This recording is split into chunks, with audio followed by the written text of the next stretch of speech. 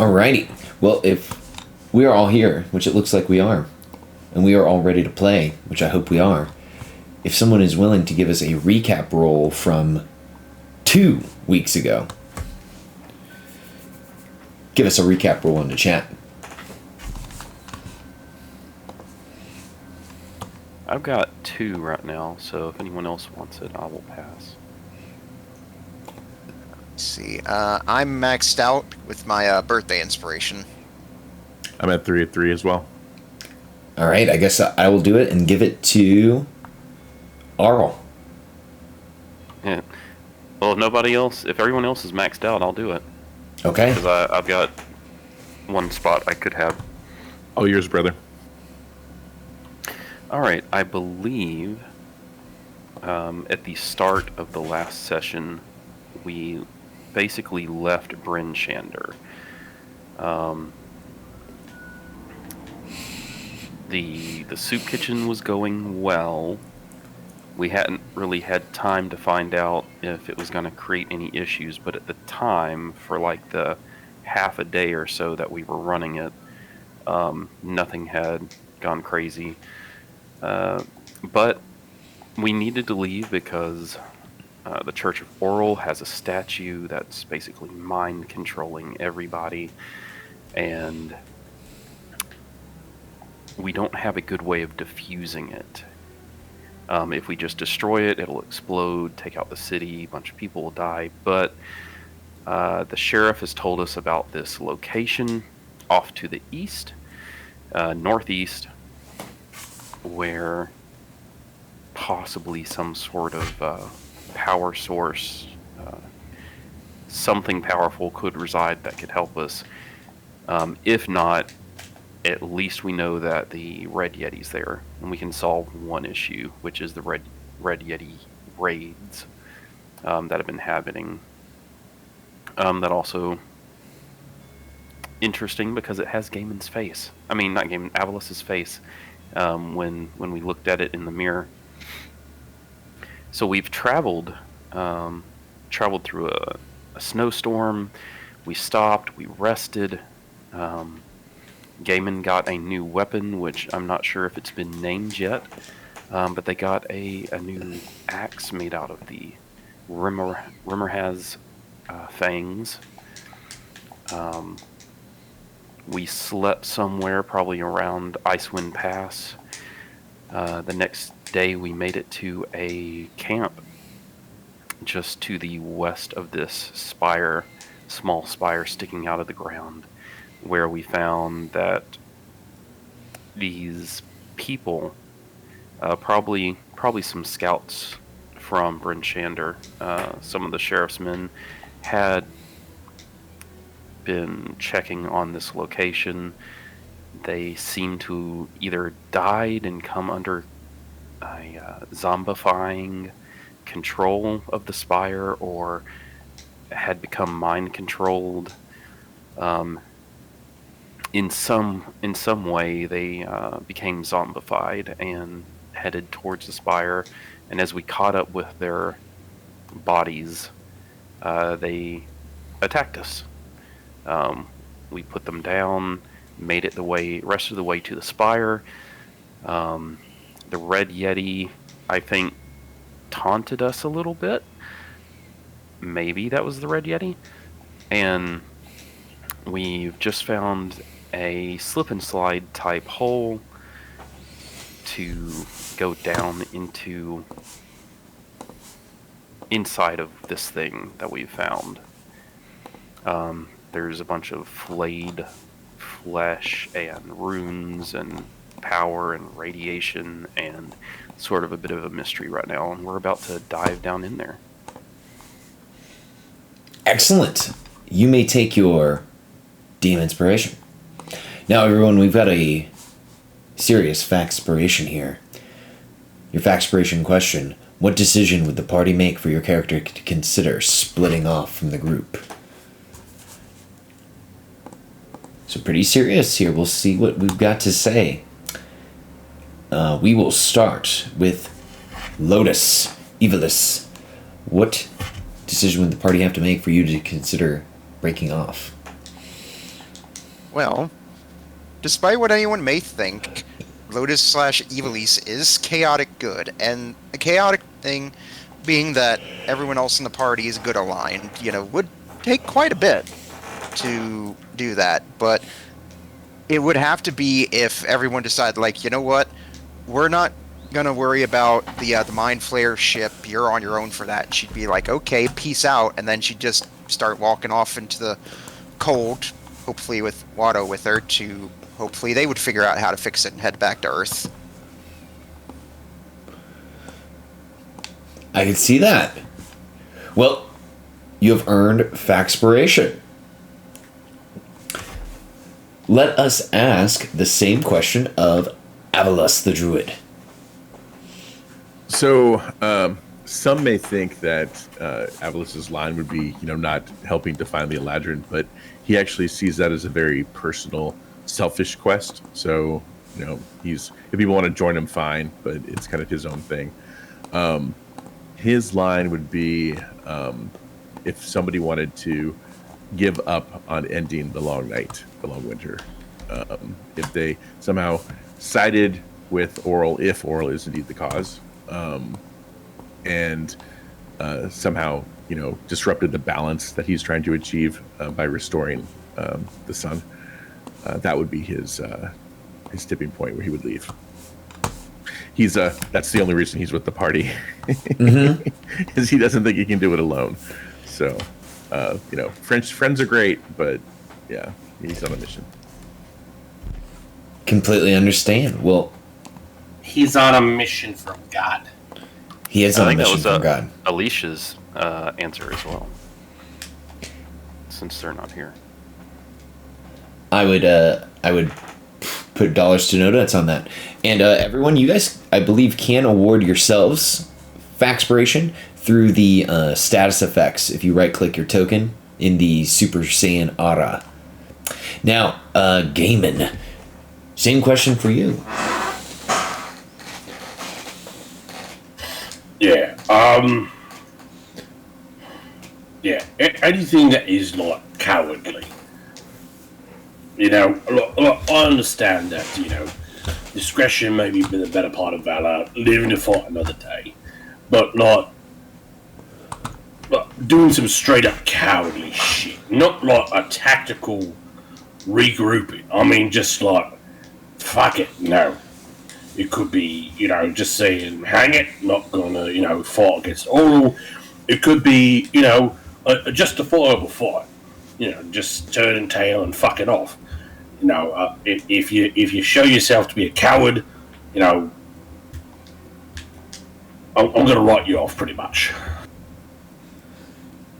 Oh my gosh, okay, I can see that from Gaiman's perspective. And, for the mission you all have ahead of you, I don't know if cowardice would lead to success. It would more than likely lead to failure. Gaiman, you have earned a Faxpiration point.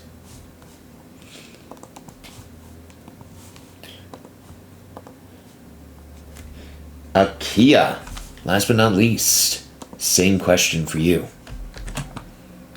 So Akia's never really thought about this before until recently when Lotus was talking about freeing that prisoner. And so Akia's been suddenly thinking about it a lot. Like, would they be willing to help Lotus? How far would they be willing to help Lotus go? And Akia thinks that they're having a really hard time with it. Like, how close would they go basically to the prison? Because then if a fight breaks out, if Lotus does get in a fight with like the soldiers, does Akia jump in? And so Akia is actually still debating that right now. It is a quandary that you all will have to make it through in case it does end up in a battle. Well, we should all be charged with Faxpiration now. And let me take us to the map. Just to get ourselves back acquainted, there's a 20-foot high, irregularly shaped spur of rock jutting out of the tundra. The wind could not have worn down its smooth and shiny surface. This protrusion looks utterly out of place, as it had been thrust into the ground. It may look, or have looked, on your approach, very similar to this. Also, in the picture, the hole down below the surface of the ice.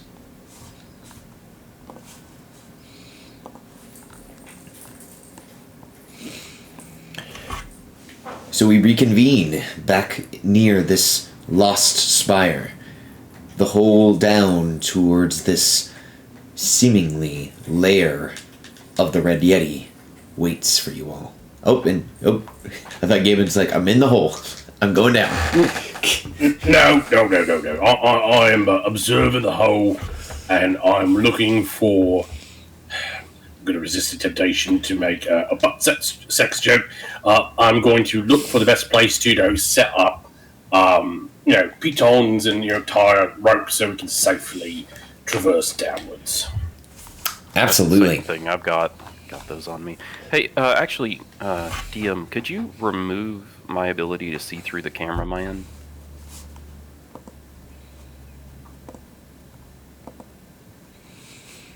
Sure thing.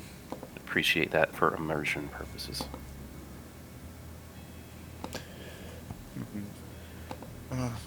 If anything, Flavy says that at least we should be immune to whatever magical radiation this thing's giving off, but who knows what else we might find down there. Hey, does Gaiman have... was one of my infusions a sword for Gaiman when we left Brinchander? Am I remembering that right? You made the flaming longsword that actually doesn't do fire damage, do some radiant damage. So if you need to switch that off with somebody else, since I have Gafkla. All right, next long rest. That is a mouthful, Gaiman. What, Gafkla? The great axe formerly known as the Seal. Does not seem to roll off the voice box. Well, maybe not for you. But let me tell you, mate, you don't want to be caught on the wrong side of the Gafkla. Sounds pretty intimidating, I think. Lewis will shrug and say, like, oh, if it works for you, Gaiman, that's all that really matters. Alright, now you're all bloody patronising me. And Gaiman will go back to figure out the best way to go down the hole. Quick question, Orf. I have a climber's kit. Yes? What kind of check would you need me to make to see if I can, properly set up, rope and pitons and whatnot to get everybody down?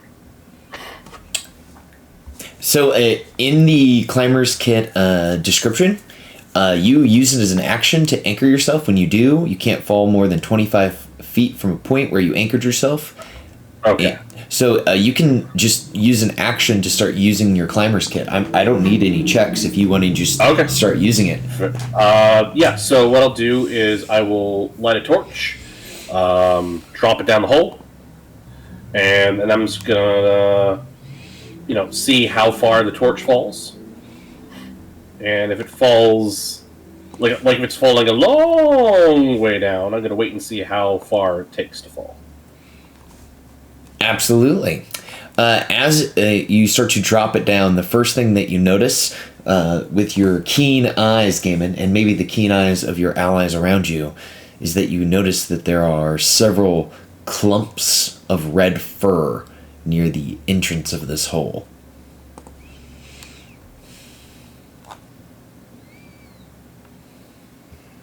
I would like to attempt to see how fresh the clumps are. Okay. Yeah, for that, you could do a survival check. I think would be perfect to see how fresh this hair has been left upon this orifice into the earth.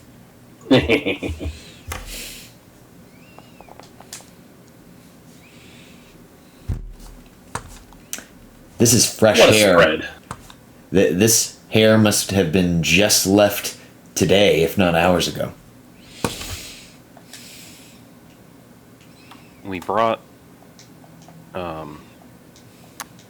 like a limited team, and I think we just came on like one sled, if I remember correctly. I'm going to That sounds about right. Yeah, I'm gonna summon Kuma just to protect the sled dogs. Sure. Orpheus, question. So, the way the hair is caught, is it caught on things that are like kind of like poking down into the hole or like projecting up out? Like, can I tell the direction that the hair was caught, like whether they're coming up or going down? Or is it like a mixture of both? This appears to be hair going down, as if this bulky creature did a swan dive into the hole, and it was caught on the slightly prickly edges of this hole. It's not perfectly spherical. There seems to be some pokey bits. Not enough to cause you any points of damage, but enough to maybe draw some pieces of hair or rip some pieces of fabric off your clothes. Got it. Gaiman will turn to Avlis and say, well, looks like your twin went down there in a hurry. So, I guess we've got to be careful. And unless he's got other Yetis about, I mean, we probably don't need to leave Kuma out. I know Avlis doesn't have like super smell or anything, but would he recognize the smell of multiple Yeti with like a successful survival check or something? Absolutely, yeah. You can start doing some Avlis bloodhounding around to see if you. I can switch to something with keen senses if that helps. I mean, I can always wild shape to like a, I don't know, wolf or a fox or something. That would give you advantage on the check. If you wish to know where the red Yeti is, I can track it with the compass. Well, no, I mean, I've got a pretty good idea. It's down that hole. Okay. I mean, I appreciate the offer, but we might want to use that for, other things. I could, if you want to turn into a wolf to help both with tracking and if there are others about. If you think that's best. I got 3 wild shapes. Why not? Okay, I will use a wild shape and become Wolfalus again. Excellent. We get a scene of Avlis shifting into Wolfalus. And Wolfalus, yes, you can try to make a perception check to see if there's indeed a pack of Yetis about. Yep. And let's see, keen senses give me what, advantage? Absolutely. Right? Okay, and let's see, Avlis is higher than the wolf, so we will use mine. Mm-hmm.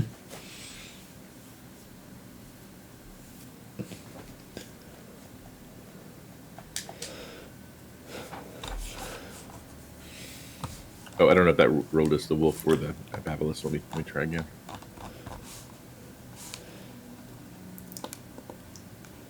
I didn't see any rolls come through. I didn't either. That's not good. Is it the sheet? Can you just roll some dice and then add the modifier? For some reason, I can't seem to do anything. I can't move a token. I can't do anything. Did you try turning it off and on again? Yeah, let me refresh Foundry.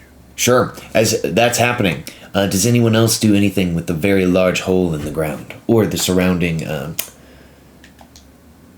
biosphere? No, I'm just waiting to go. Yeah, and I've already got my analysis from Flavy at the end of last session, so I should be good. Since Gaiman told me not to, I'm gonna cast locate creature after he goes down the hole, but I'm not gonna tell anybody. Okay. I would like to ask the others. I'd say, should I send a text message to the sheriff about the bad news of his people, or should we wait till we get back to Brunshander to tell him? I mean, you do you. You think it's appropriate to send a text for something like that? Yeah, I don't know, let's I feel wait till we like get back. And Gavin will start climbing down the hole. Oh man, I can't pull up character sheets. I can't do anything. Foundry just I see it, but nothing's happening. And what browser are you using? I'm using Edge. Edge? Interesting. I'm using Edge too, and it's not edging me like that. Oh, damn. Why do you hate me? All right, let me try this one more time. Hey, okay, there we go. It's So 78. it finally edged you to completion, did it? It edged Avalis to completion. Natural 20. All right, so Wolfilus smells the air, and what does a 28 tell me? There is a pack of Yetis with the Red Yeti. You notice this distinct smell of beta Yetis. Urine. I will relay that to the group and say he's not alone. Which she now see a talking wolf, so that's fun. So I've already gone down the hole. Like, do I hear this, or am I just just going down? I think it would echo down the hole, because, it's just a straight hole straight down. So, Avalis, if you'd like, you can just go, there's multiple Yetis down the hole. Yeah, sure, I'll do that. I'll bring up the rear. All right. So, is this where everyone climbs down the slide hole? Yes. All right. Yep. 25 feet by 25 feet at a time. You all hook your piton in and begin to climb down. How much rope does the party have? I've got 50 feet on me. I also have 50 feet worth. Okay. So we got 100 feet. How much rope does Wolfilus have? I have two 50-foot lengths of hempen rope. So we got 200 feet. Okay. Yeah, how's Wolfilus getting down? Well, I mean, if you want to jump, I'll catch you. Yeah, he'll jump. Okay. Alicia has no rope. So, as you get to the end of your 200 feet of rope, you can see maybe the bottom, but you have another 100 feet to go. You could, you think, slide down the rest of the way. Or you think you could try to hands against the side of the tunnel, feet against the side of the tunnel, try to climb down slowly, using isometric contractions to get down.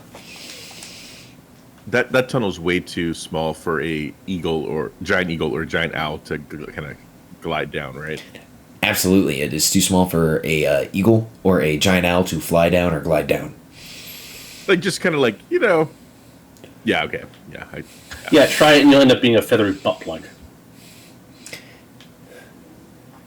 I think with I couldn't help myself. With the I tried so hard. with the wingspan and everything, I think it would be pretty tough.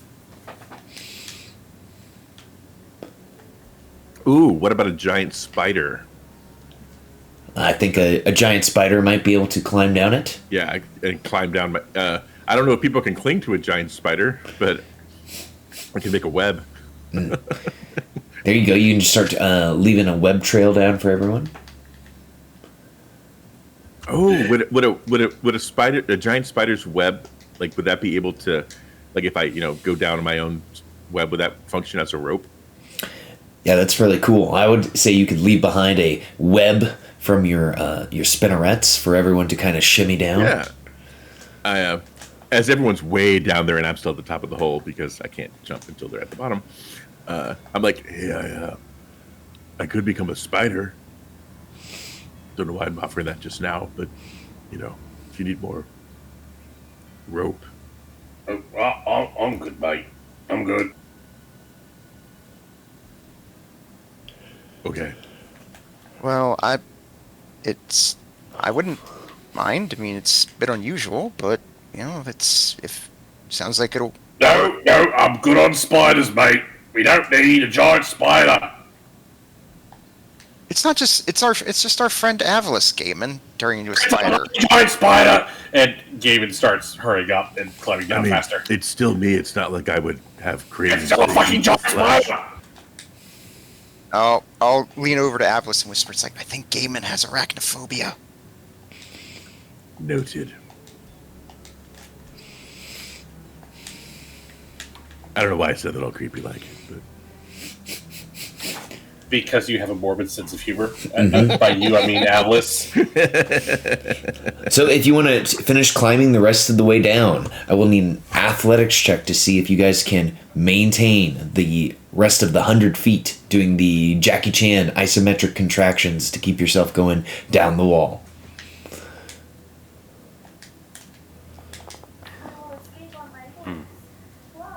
Oh, okay. Gaiman's definitely got it. The threat of a giant spider is Highly enough. motivating. Highly motivating.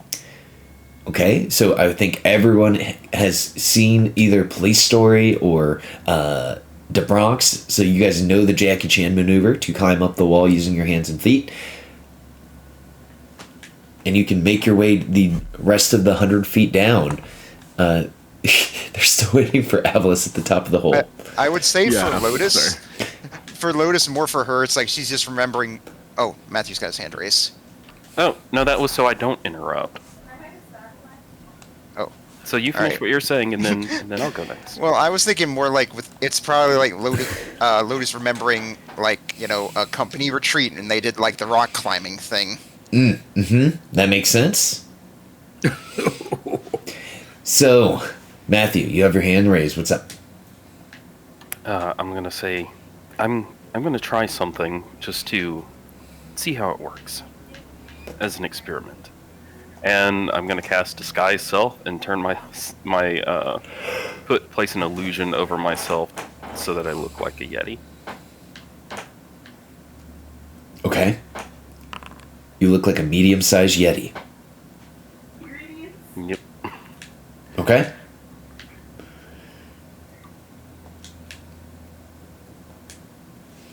So Akia is a medium-sized Yeti, and then as you guys, the three of you, make it down, and I need to make athletics check for Alicia.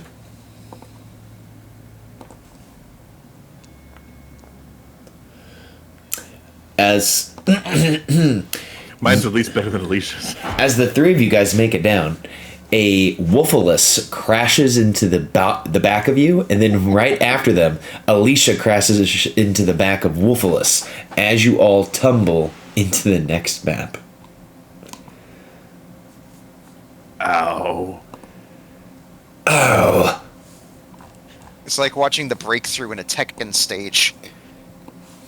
So as you kind of like slip through this crazy ice hole at the bottom of this stage, not taking any damage, of course, the tunnel opens up into a upside down room. The contents coated in frost. Across from the tunnel is a wooden door flush with the ceiling, which, when you look up to the ceiling, you can see that it's stone tile. And then when you look down to your feet, you can see that it's kind of a solid piece of maybe marble. And then as you're like looking up and down, you're like, oh. Floor is ceiling, ceiling is floor. The door is closed, and flanking it are two statues that hang down like stalactites. Across from the statues are sconces with upside-down flames burning in them. The statues look like this.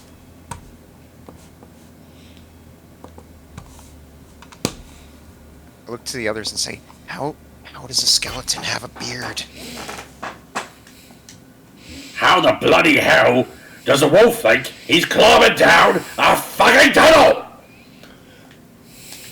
I made it. Yeah, and I was the fucking cushion at the bottom. You did say you'd catch me.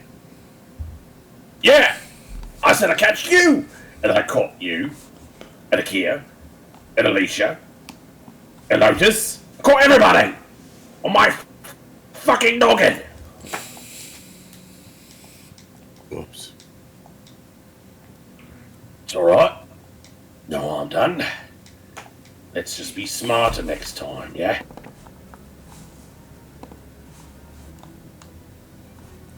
And no bloody spiders. Very well. But it will be helpful climbing back up that way. Just let me go first. Do you want me to take a sniff? Might as well. You know, when in Rome. Is the expression, I guess.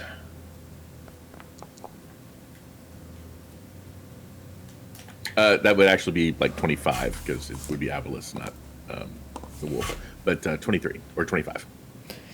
All right, as you're starting to smell around, the intense smell of beta yetis is high. I love it. But you also smell something We dark smell Betty's. and murky. Alpha yeti, but more alpha than you've ever smelled before. The amount of protein in this urine, it's probably life-threatening.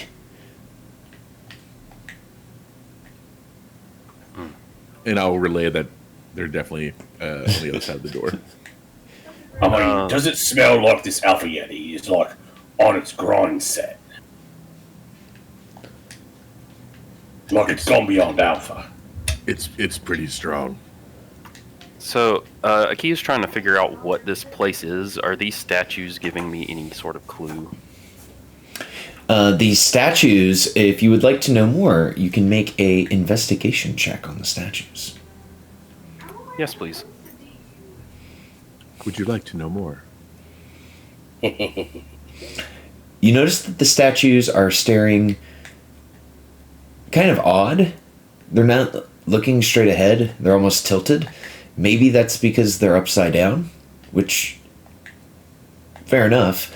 But they almost seem to be looking at the door.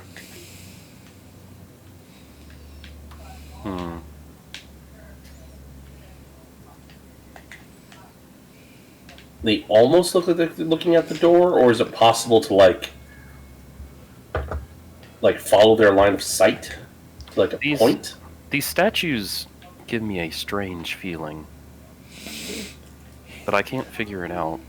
Like magical strange, or just like, you know, it's a fucking skeleton with a beard strange. Just statue with a beard. I'm trying to figure out what this place is. And these statues are just adding to the mystery.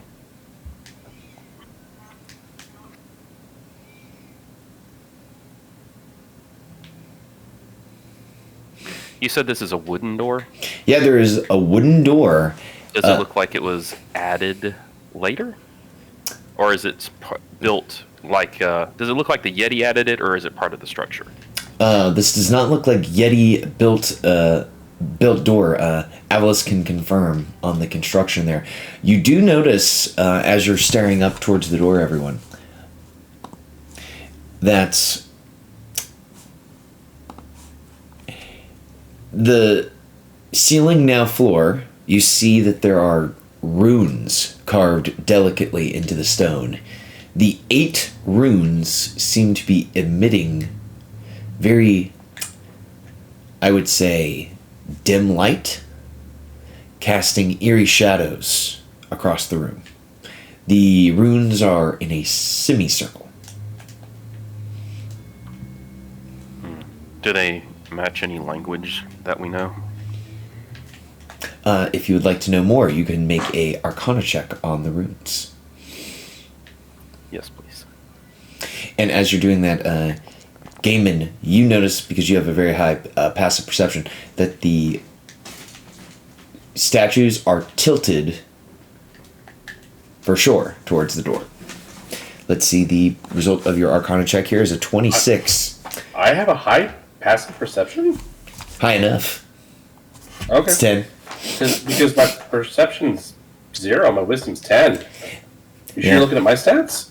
Yeah, I was making a joke. Oh, okay. And I walk right into it. It's okay. I'm very bad at making jokes. Anyways. No. It's been one of those weeks. Don't okay. ask him about riddles. What can you not eat for breakfast? Okay. Akia. As I investigate the runes, I say, I'm a Yeti, I'm a Yeti. I'm a Yeti, I'm a Yeti. The runes seem to have you would recognize this as almost the language of magic, and the 8 runes seem to have the symbols carved into them. One of the runes has the symbol for the transmutation school, the conjuration school, then evocation, necromancy, abjuration, enchantment, illusion, and then finally divination. This is odd. Because these are just runes for all these schools of magic.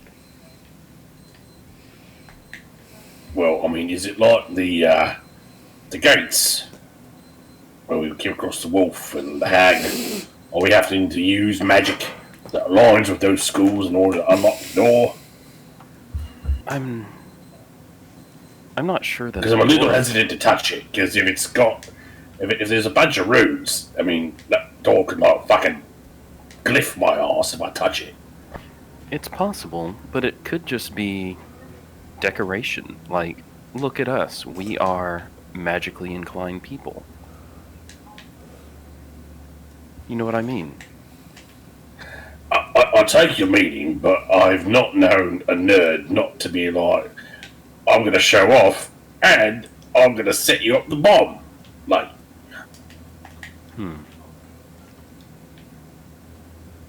Well, I currently have an illusion on me. I'm going to touch the illusion rune if you want. I'll do it. I'm gonna just reach up and touch the illusion rune if I can reach it. It is 12 feet off the ground. Gaiman, can you give me a lift? alley-oop. Alright, with a boost from Gaiman, you reach up and you touch the illusion room. The illusion room is kind of an iridescent color. As it glows, it remains lit as after you have touched it. Doesn't seem to do anything. Well, Maybe I mean, perhaps we have to cast spell at the rune, possibly? It might just be decoration, though. We could just continue. I don't think it's decoration. I've still not told anyone that I'm tracking the Red Yeti, but I assume that I'm within... Or let me just ask. Am I within 1,000 foot of the Yeti? You do not appear to be within 1,000 feet of the Yeti.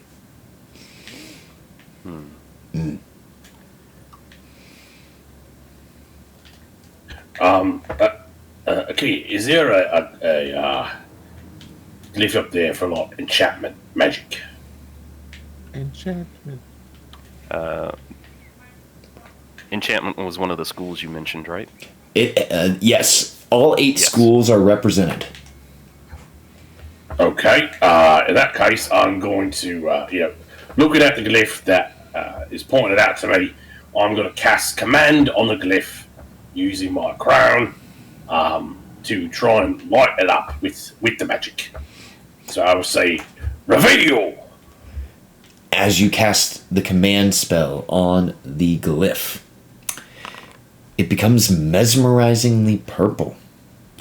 And with the illusion glyph glowing iridescent and the enchantment rune glowing purple, the room is filled with all sorts of different colored lights. There are 6 glyphs that are, I shouldn't say glyphs, 6 runes that are still that just barely glowing light. Oh shit! Wait, let's look around and see if there's like more writing somewhere. Shit, there's probably a fucking order of this crap.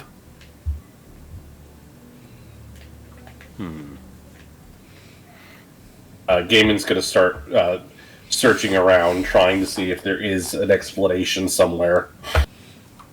I will Or additional writing. aim for the conjuration glyph and try and light it up with my fire. Yes, that's what I'll do. Okay. So, Gaiman, you can give me a perception check.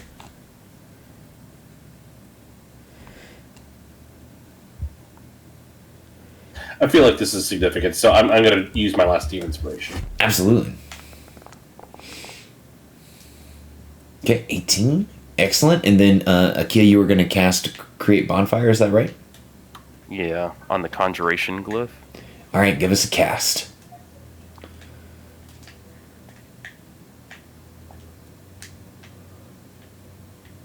Do I feel an 18 is enough? Because I'll throw my Facspiration on there. Yes, 18 is right. enough.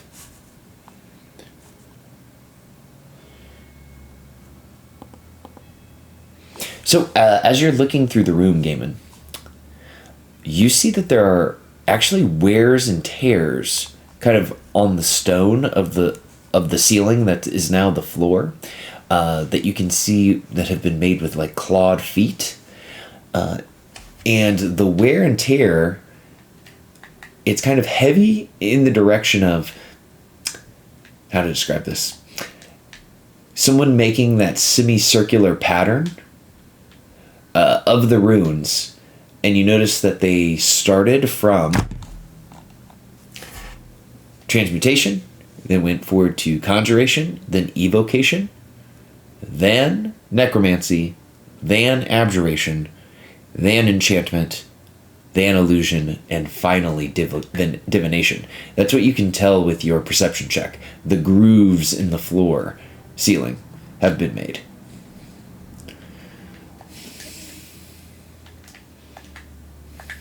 I'm sorry, I wasn't ready for you. Can you give me that order one more time? I'm going to write it down real quick. Oh, yeah. And...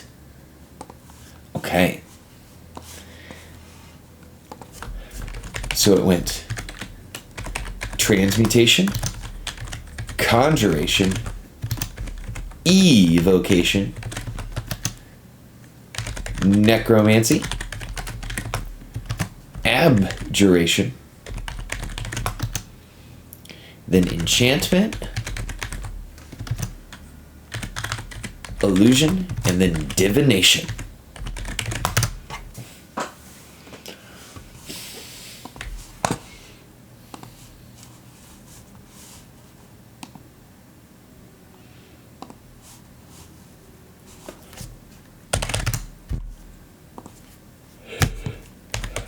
If I need to transform out of a wolf, I can cover transmutation, conjuration, evocation, just with my cantrips, if those will work.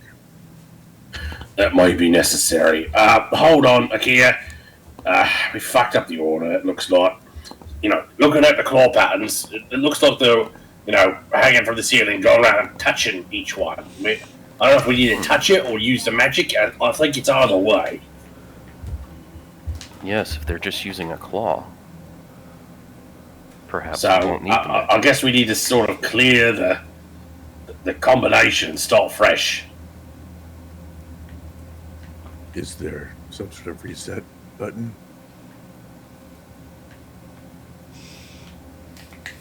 I've heard that's a thing. Maybe if we wait a few minutes, it'll reset. That might be the wisest course of action. Let's do that. Yes, we don't want to risk pressing the wrong thing or suffering any consequences. Alright, so I think we'll wait up to 10 minutes to see if it'll reset, maybe? Does that sound good to everybody? Sounds good. Although I'm not good. So, Orpheus, given that Gaiman has lived in the wild and he's dealt with people of different walks of life, how smart do I think this Yeti is if it's figured out this combination and it's letting other Yetis come and go as well? This Yeti must be of almost supernatural levels of intelligence if it was able to figure this out. Because most Yetis don't have this type of ability to reason or objectively think things out. Minus some of the Yetis from Avalus's tribe that are a little bit more intelligent. But the average Yeti, they may have an intelligence of between 4 to 6. So we're dealing with a creature that has an intelligence that's arguably greater than your typical adventurers. Mm-hmm. Because most people like dump intelligence, so we're talking anywhere from 8 to 10 on average. Right. So we're talking about a Yeti that's probably smarter than we are. This could be a Yeti with an intelligence of 12.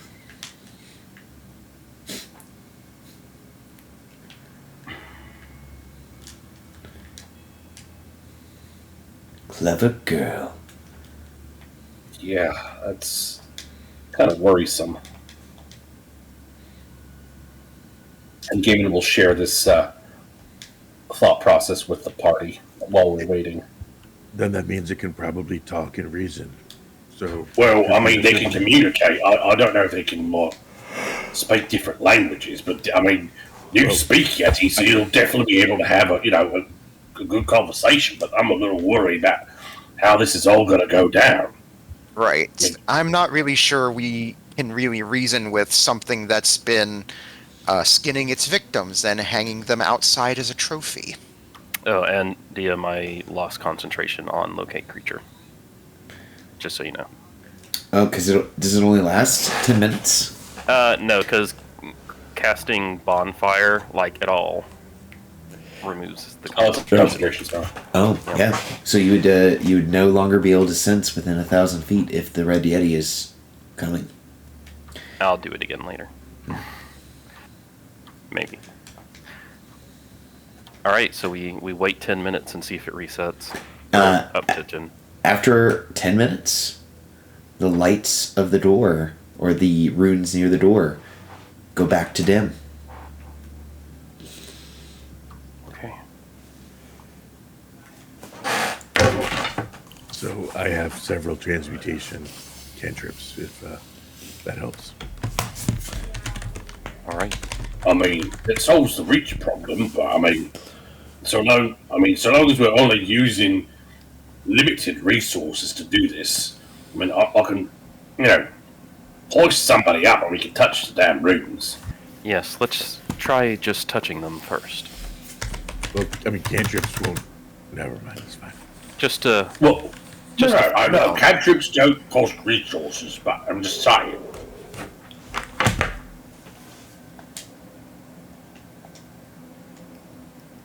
You know what, Avalis got, if you've got the first view and then go around here.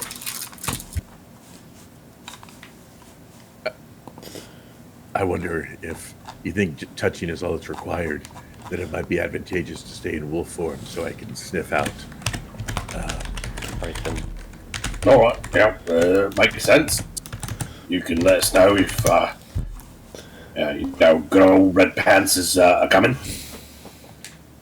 And, or if I don't say it, basically Avalis will be passively, just constantly, trying to keen sense of keen hearing to see if he can locate the Yetis, or if they're coming closer, stronger smell, that kind of stuff. I think that what that would do mechanically is add levels to your passive perception, which is We'll say it's at a 16, add 5, so your passive perception now so at... technically mine is higher, so mine's 18 already. Oh, So I would 'cause- use mine instead of the wolf. Yeah. This is level 4 Wolf-less. I think, is what that looks like. So it would be... 23 as Avalis now is what your passive perception would be using the Nice. keen senses feat. Gaiman, I feel good with that. I don't want to touch the runes with my illusion, so maybe you should lift Lotus. You down for that? Sure. It's been a while since I've done this, but All Alright. right. Alley-oop. yep. All right. So I'll go up, and I'll go ahead and reach fingertip up and touch the transmutation rune. Touching the transmutation rune with your finger alights the rune. It begins to glow. All right. Next, I'll move on and touch the conjuration rune. The conjuration rune, following suit, begins to glow. All right. Then we'll move on to evocation. The evocation rune, rune also begins to glow. Does Lotus follow the pattern here? Yep, she'll follow on the pattern on to necromancy, abjuration, enchantment, illusion, and then finally divination.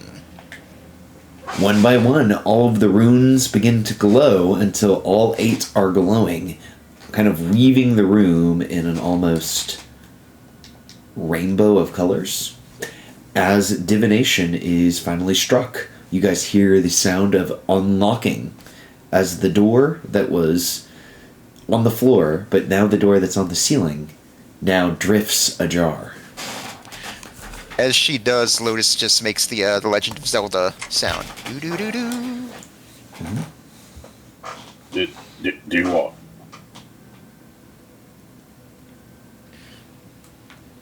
No, seriously, do what? I mean, we did it, but what are you saying we should do?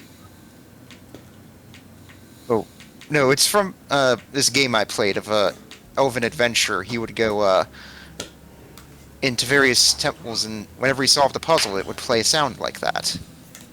It's not very good for stealth. Can we move on? We've been in this room for a long time. All right, after you. So the tip of the door frame is rather high off the ground. It's about 5 feet high, and the bottom of the door frame is about 12 feet off the ground. Okay, so we're gonna have to do some helping and helping. Help up. I mean, and help. I could just toss everybody up there.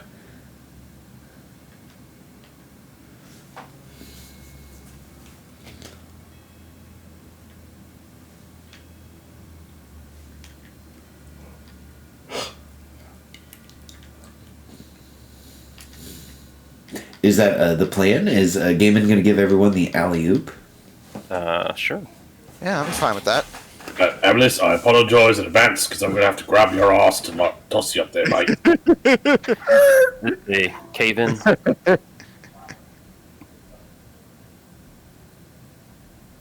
Yeah, because everybody else can pretty much like grab you by your ankles, so you just like lock your legs out, just lift you straight up.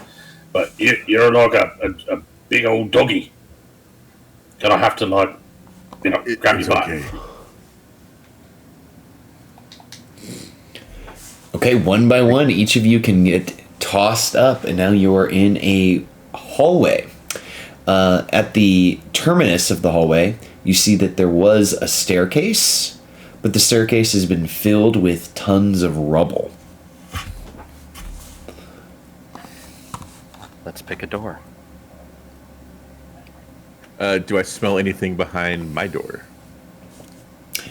Behind your door, you do not detect a high probability of Yeti. There doesn't seem to be intense Yeti smell coming from behind that door. Seems like a good door to open. Likely not behind here. And Gabriel will call out, could be It's something useful, though.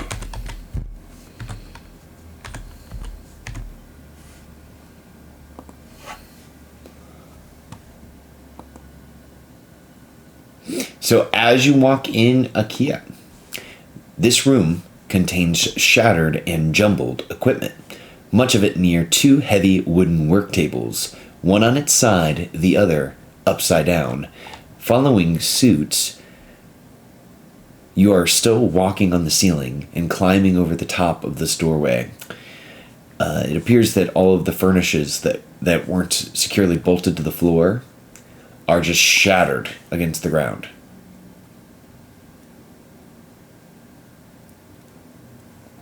Can I tell what type of equipment was in here?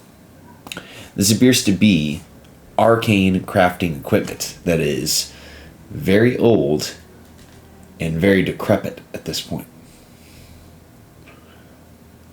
I'll pass that along.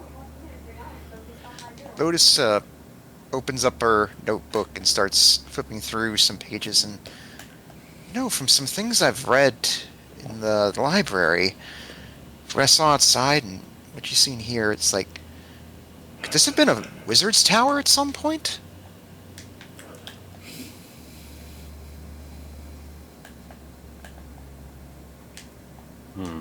I was actually thinking something along those lines with the magic runes.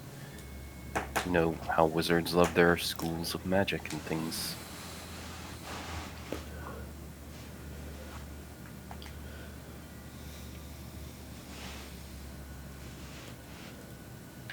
Well, good thing we have a wizard with us, right, Watto? Oh, did you want Watto to come down the hole too? Hold on, let me get Watto. Watto will be not up, but down. Here in the hole with y'all. Boop. Of course. This is quite interesting. Oh. Wanted to set him to follow, but we all should see his art as well. The arcane glyph trick was pretty cool. I was glad that it didn't blow us all up. Come again. Well, sometimes those arcane glyphs or runes, if you do them in an incorrect order, can result in a massive explosion.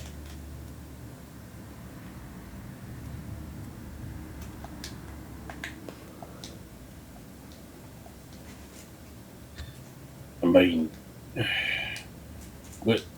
you weren't here for this, but I'm kind of wondering about that because, I mean, it's Yay that's been coming and going.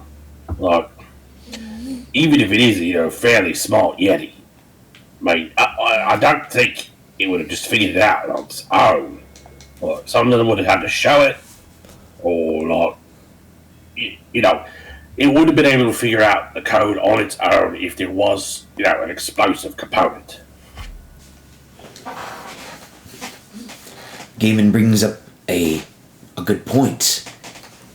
How would I don't want to say just a simple creature like a Yeti, but, a non-educated in the arcane arts creature know about these type of things? Well, perhaps, much like some of the other creatures we've run into, maybe it's been awakened? No, that wouldn't really work. Or, I don't know, maybe somehow it got a hold of another headband like the one that Gaiman's wearing. I hadn't thought of that.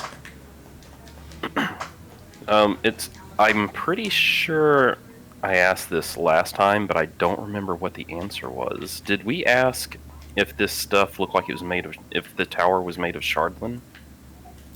Yes, the tower appears to be made of shardlin. No.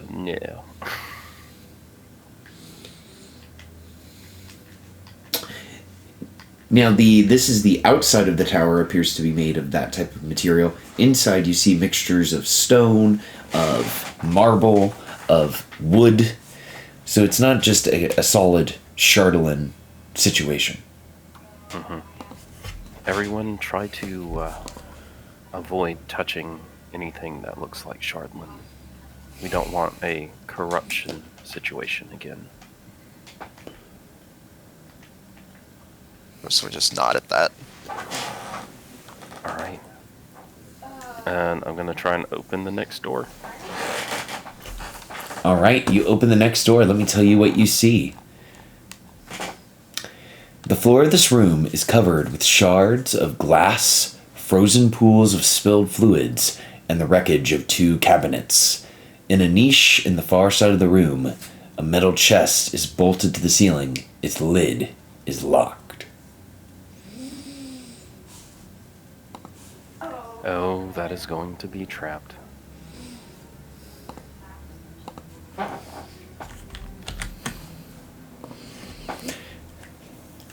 Lotus, should we look around in here as our friend Akia is looking around in there? Sure, it would be worth to hear. Pretty ransacked, but maybe we might be able to find maybe a few things that might have been passed over that might be useful. And I guess if you allow it with Watto's help, I'll go ahead and start look around for anything arcane and useful we might be able to get a hold of. Sure, absolutely. Lotus could make a... I will allow either perception or investigation, whichever Lotus feels would be more appropriate. Alright, I'll go ahead and go with investigation.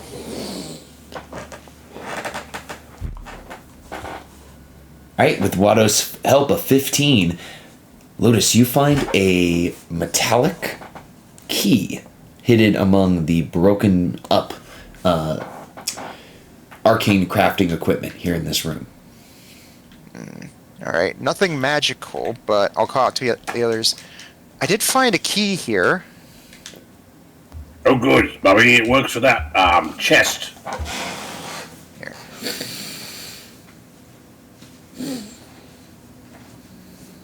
Go over and hand it over to... hold it out to Akia, and it's like, did you want to try it? I feel like this one might be one of those situations where my curiosity gets us attacked by 4 water elementals. Well, I mean, have a look at the key. Does it look like it fits in the lock at all in the first place?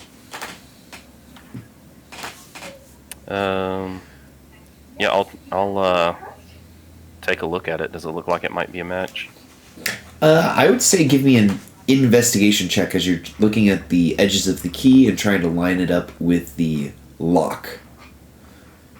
With a 21, you believe that this key will fit into the chest that's on the ceiling. The chest that's on the ceiling, I will say it's roughly 11 feet off the ground. So it's pretty high.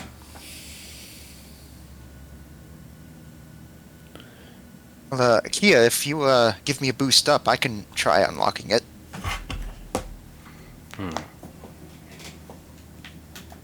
Very well. This may be trapped. Maybe... Right. Who checks for traps in this party? I forget. I guess either of us probably could, or both of us. I believe that's the bailiwick and the artificer if we don't have a rogue. Yeah. Alright. Yeah, but your investigation is way higher than mine, so yeah. Then I'll get Gaiman to lift me up, and I will attempt to check this for traps. Sure. Checking for traps Back here. is a investigation check to see if there's anything pokey. Or like a gas nozzle just out of nowhere. I will throw a Factspiration on there. Alrighty. 18. You do not detect any presence of traps here. Alright, then while Gaiman has me lifted, I will attempt to unlock it after someone is below to catch whatever falls out, possibly. Or I guess it has a lid, so I guess I'll open it slowly so that whatever's like being held by the lid won't just fall. You know what I mean? So you're saying you do not want anyone beneath the chest? I don't know. That seems dangerous. Should we have someone beneath the chest to catch something? Do we have anything padded? Again, a spider's web would have come in handy. Let me check what I have. Do I have anything? I've got. All right. Well, if you're so roll. dead set on like being a fucking spider, listen. If you just stand here, I'll put Akia's feet on your shoulders, and I'll just stand over here to catch it. Or you can bloody well catch it.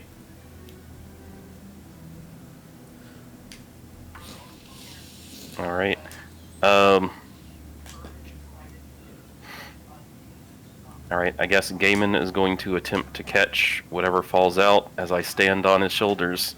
Let's see if I can do this without falling. All right. I'm gonna unlock the chest. All right, and Alicia will say, "This is silly. I will stand beneath the chest.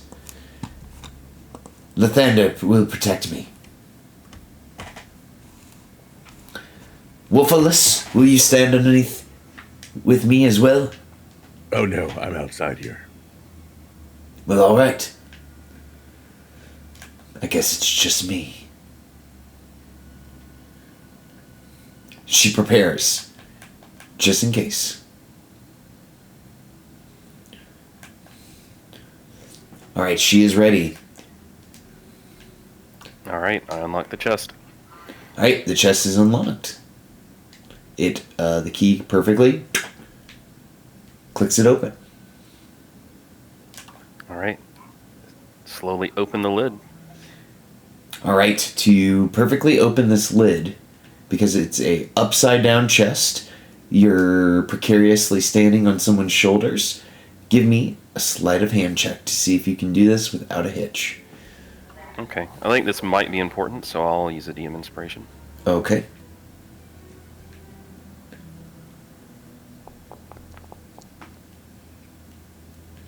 Okay, a 16. As you're opening the chest, coming out of the chest slowly through the lip, you see that there are 4 bottles. Akia, because you've done this slowly, I'm going to allow you to make a dexterity save with advantage, Gaiman to make a dexterity save with advantage, and Alicia to make 2 dexterity saves with advantage to catch these bottles as they begin to fall out. Yeah, I don't think I would be any help with no opposable thumbs. Okay, Alicia made the first. Akia made the first. Gaiman is right on the edge. I'll throw out my Faxpiration then. Absolutely. I'll let you know you need a 2 or higher. Okay, so each of you, I should say, Akia has 1 potion bottle, Gaiman has 1 potion bottle, and Alicia is now double fisting potion bottles in her hands that have fallen out of the chest.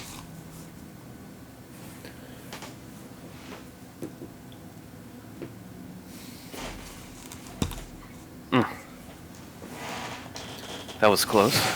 Good job, everyone. I mean, does it look like Alco's fire, or does it look like just like regular healing potions or something else? As you guys are looking at these potions, you can tell that these are potions of resistance. And let me see here. The first is a potion of radiant resistance. The second is of fire resistance, of force resistance, and then finally, acid resistance. It's a nice spread. Yep. So you guys now have those potions in hand, and whoever would like can apply those potions into their inventory. I mean, we've got, someone's got a bag holding. All right. Just drop them in here then. Sounds good. I will, after the potions are in there, I'll grab a piece of wood along, and I'll just sort of jab at the bottom of the chest, which is now the top, just to make sure there's nothing else in there. It appears to be empty after you have emptied the potions from its inside.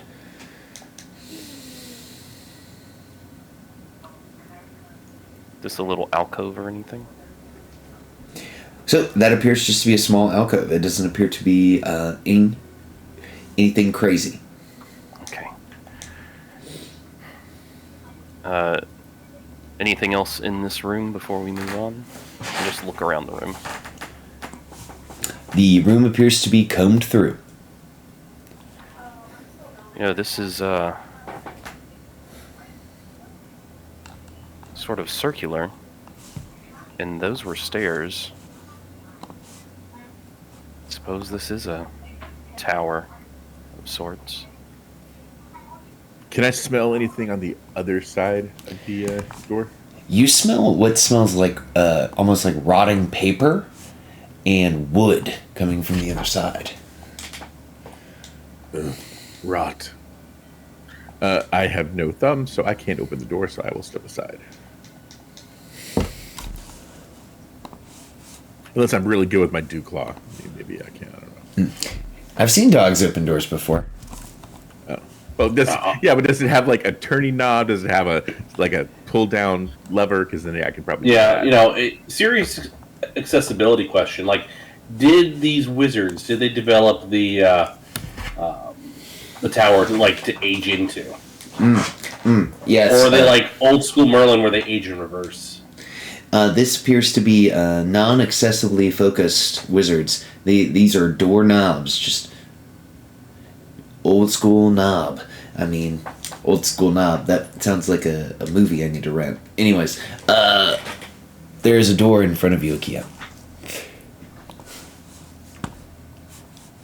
You have opened the door to reveal. Your eyes are drawn to bookshelves affixed to the ceiling.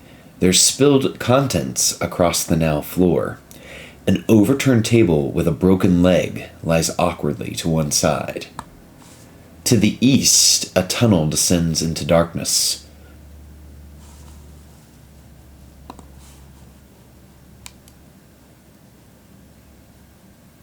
I wonder if the Yeti is above or below us now, since this is a tower of sorts. I'd like to investigate the room. Just looking for... these books did they survive? Do any of them look legible still? Or are they old and falling apart? You can take 10 minutes here to search through the books that are still on the ground to see if you can't find any that could still be read.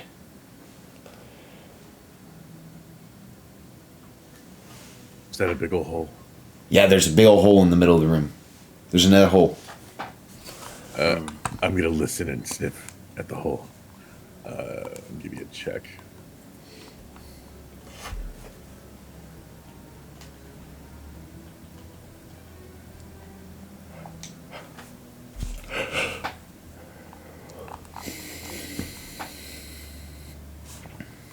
A dirty 20. You can smell stronger Yeti smells coming from that hole, as if they must have recently gone down. The Yeti are down here. Right. Right now. How should we get down there? Are we climbing again? Gamon's going to take a step back because he knows where Avalis' mind's going. He's just going to step out into the hall.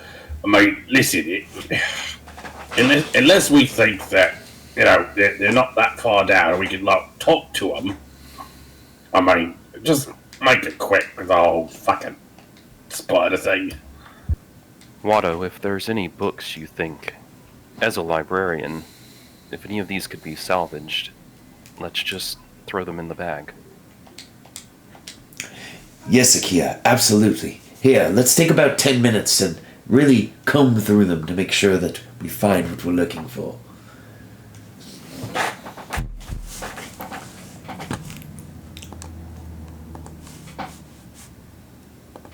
Who knows, maybe one of these books has the answer to destroying the statue. Or at least deactivating it safely. So, do you all take 10 minutes to kind of scrub through?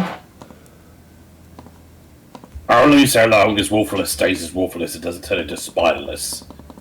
I will remain in this current form. Alright. Alright. After 10 minutes, you find 3 books that appear to be still in good working order. You find Wizards in the Hollow. You find Mysteries of the Faerham. And then finally, The Magical Wonders of Netheril. So that last one gets Lewis's attention. It's like, this one might have some useful information in it. Could I get the spellings for those? It said Wizards in the Hollow? Yep, I'm gonna put those down for you right now. Thanks.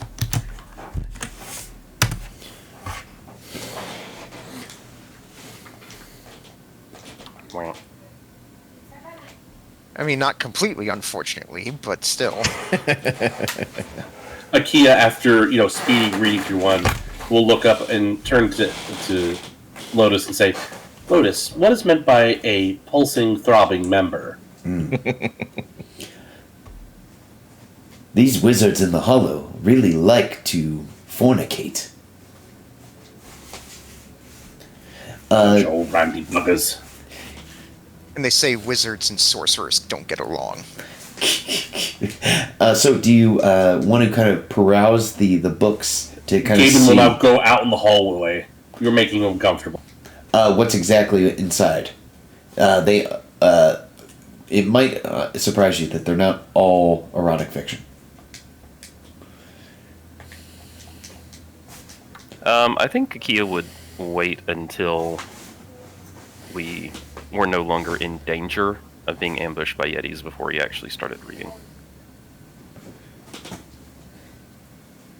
Okay.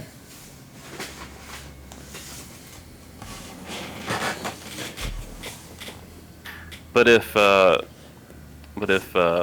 wants to read one of them while we travel, that is fine. I've got them recorded in my inventory.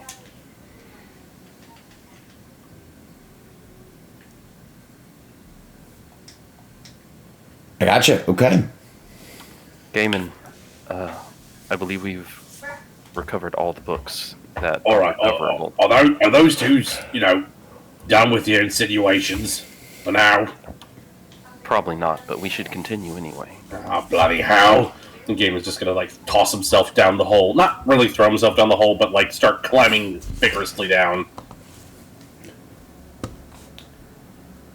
Just to Sure. get out of the uncomfortable situation. Alright. So this rough-hewn tunnel leads down, and everyone who's on the tunnel,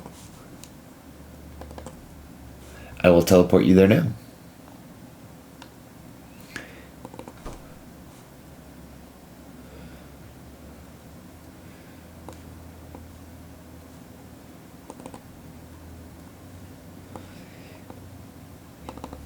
So, if you... Does Avalis go down the hole? He'll call down, "Do I jump?"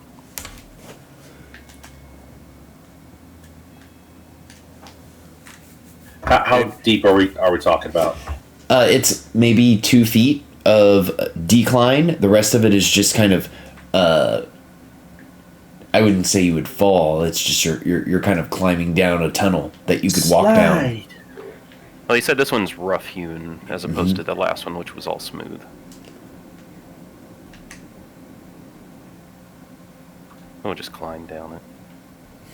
And then Atlas will attempt to, scramble down on all fours. Absolutely. And probably come tumbling, but, we'll see. No check necessary. You all come through the hole in good working order. This room contains metal cages, badly damaged. Nearby, 2 roughly dug tunnels, one in the ceiling and one in the floor. You guys just came from... The hard part about this place is that it's upside down. You came up to level 2 from this tunnel that you're currently climbing out of. Narrow windows along the bowed outer wall afford you glimpses of the earth into which this structure impaled itself. The cages appear to be rusty, dirty, and filled with what appears to be flakes of skin. Disturbing. Indeed. I don't like the implication of cages, but The cage that you're walking closer to, everyone, you notice this as you get closer. There is a small carapace within. It's almost like it's a person, but they're also an insect. It's not a human spider hybrid, is it?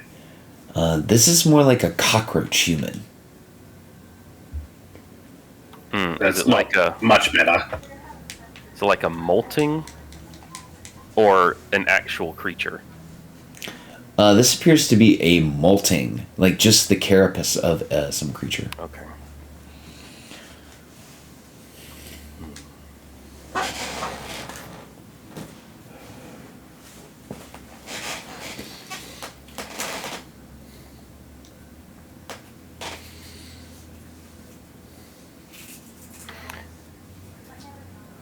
I'd like to investigate this room in general, and also to see if the Yeti looks like Yeti have been traveling in and out of this room, like to the doors, or if they're traveling down the hole. Excellent. Yeah, give us that check. Let's do an investigation for the room.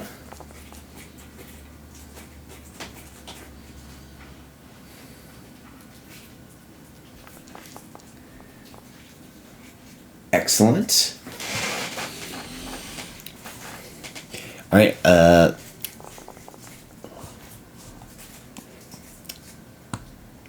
Wolfless, you can tell that the Yetis moved down the bigger hole in this room. They went further down.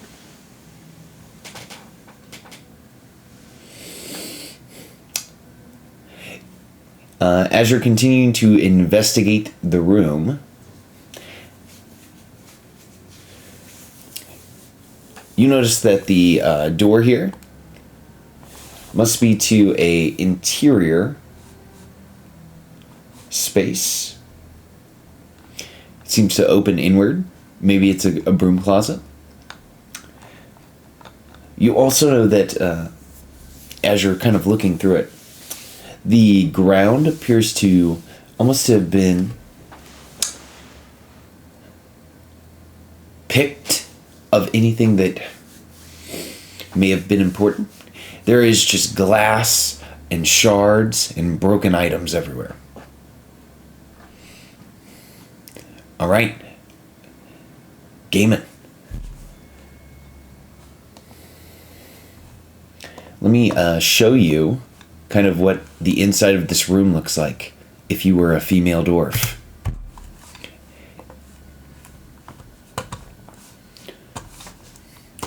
The flavor text as you step out into it is there is an upside down table sitting in the middle of the room, and books are scattered around it. Clinging to the bowed outer wall is an upside down fireplace. Along that same wall is a window with nothing but hard packed earth. The layout of this whole place is going to give me vertigo. I think there's some more, I guess, erotica on the floor here. I hope it's erotica. Looking through it, I'll see if it's useful. Excellent. You guys will have to spend about 10 minutes kind of looking through everything here to see if you can find some useful books of the things that are scattered around the room.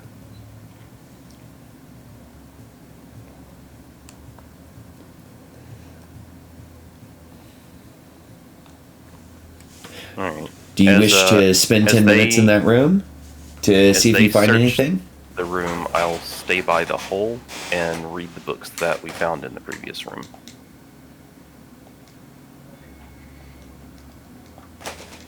All right, I like it. Good use of time, kind of divide and conquer.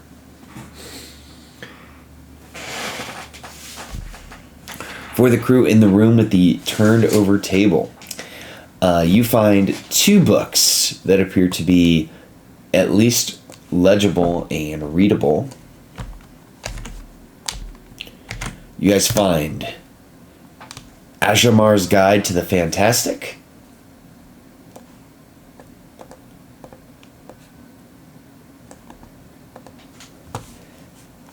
and secondly and lastly, The Unfettered Mind.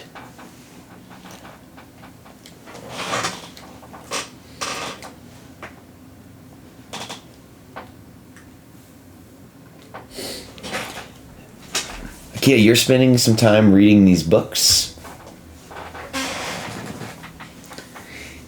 The Wizards of Hollow describes the birth of the Netherese Empire, chronicled in an otherwise dull, plotting story about the lives of 3 Neferese wizards.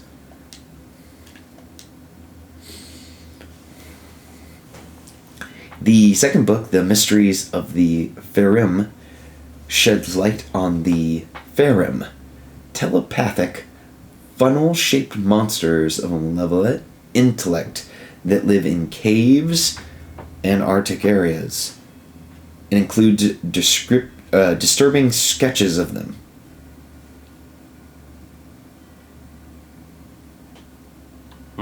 Disturbing.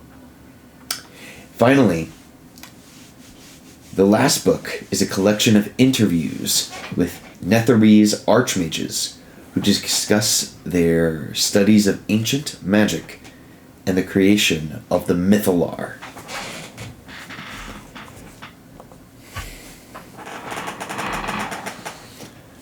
And you're like, well, what is a Mythalar? Yeah. What is a Mythalar? What about the Mythalar?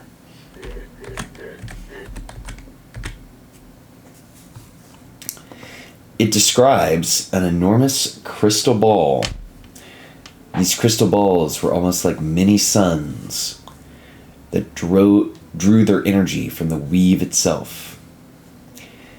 It describes that these Mythalars were used to keep the cities of the Netherese afloat in the clouds and empower their items of magic. The bigger the Mythalar, the more magic it held. The largest Mythalars were over 100 feet in diameter. Well, if we ever want to create our own floating city, this will be a very important book.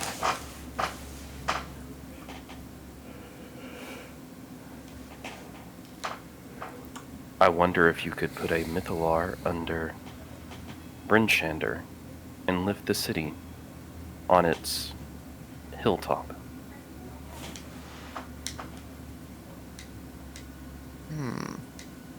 Just mention, like, Lotus starts rubbing her chin and thinking, like, if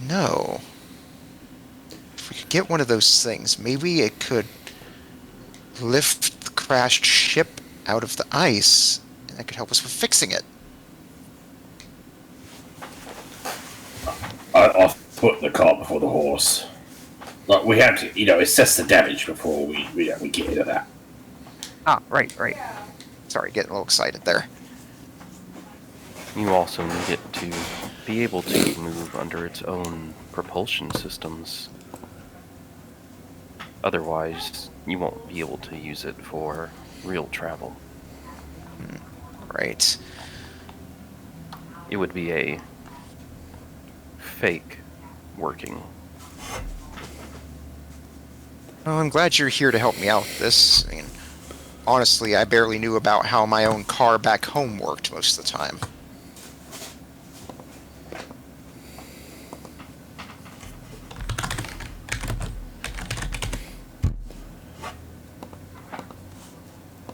Alright, someone pick a door, I guess. Well, I mean, let's, before we get too carried away, let's check the other closet. Not to mention the Yeti, further down. What the blue blazes is this? So as you open up the door, you find a spiral staircase that may be used to connect multiple levels of this building has been filled with rubble, rendering it impassable. Well, that's fucking annoying.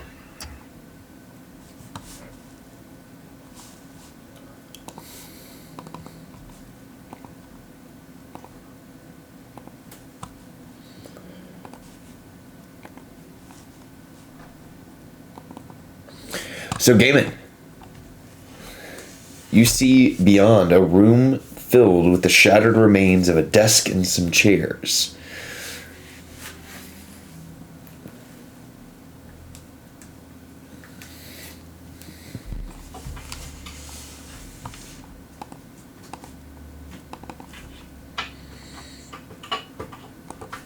Is there like papers or journal or something in the desk?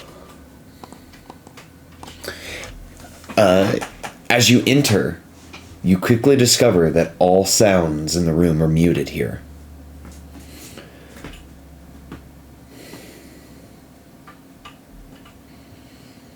I mean, that's just to help with concentration, right?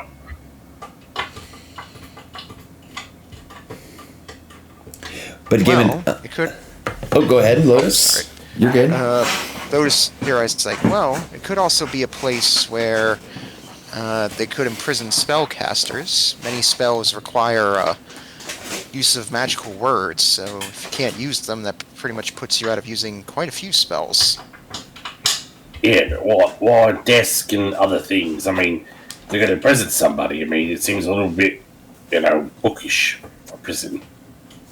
Or for a jail cell or something.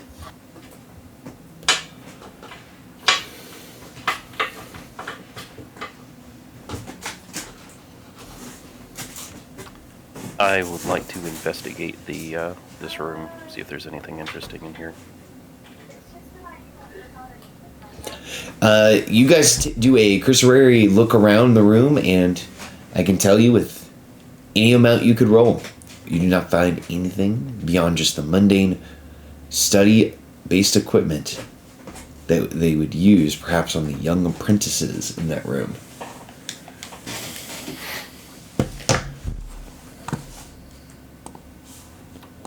Lotus, you might be able to see something that we don't if you activate your magic detection. Alright. He'll tap the side of the Flavy mask and say, Flavy, analysis. I am pleased to hear from you, lady.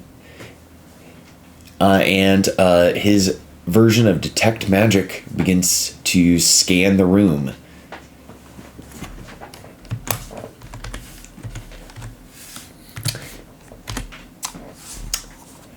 Lotus, something is interesting within the room.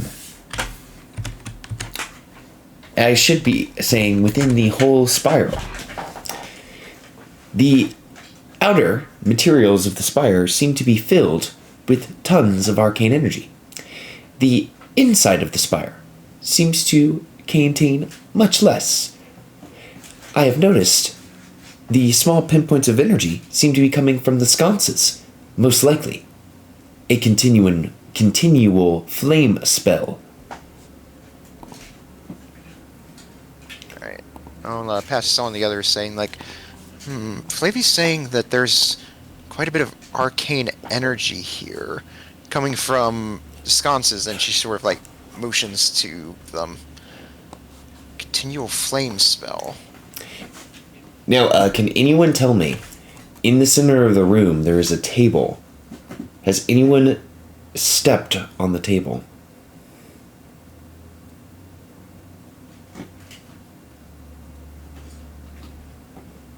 I mean, I feel like Gaben can't help but but not. He's probably stepped on it. Okay. Lotus. He's a big guy. As your scan continues to fall across the room, you notice that there is a giant footprint on this table.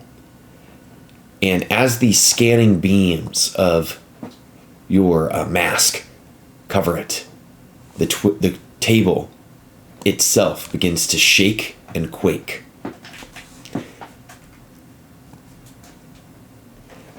And it flips over and begins to animate as it rolls itself into initiative. Okay, so it was doing so as I stepped on it? Oh, after you stepped on it, when Lotus's mask scanned it. Okay. Specifically, I'm when trying to make sure I'm in the right place for when it triggers. Specifically, when it gets hit with a detect magic type effect. Gotcha. Yeah. Lewis sees this and she's like, he's not gonna start singing, is it? Listen, this isn't a bloody play. Come off it.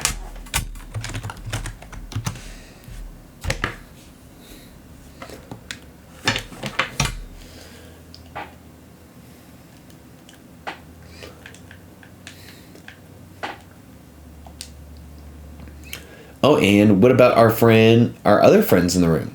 Is everyone else going to roll in? Oh, I'm in the other room. Do I even notice? Yeah, you just heard basically a 10-foot table just flip over onto its feet.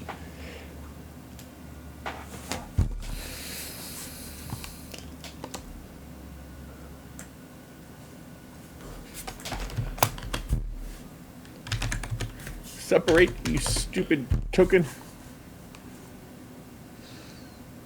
Now, none of that. Oof. I think Kumaku would probably be riding on top of the wolf.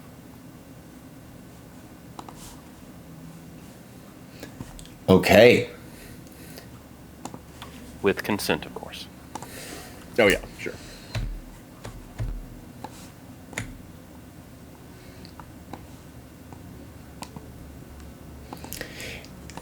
Watto looks out from behind and says, I think something else is happening, as the table begins to stomp around. You hear the sounds of menacing brushing on the ground as well.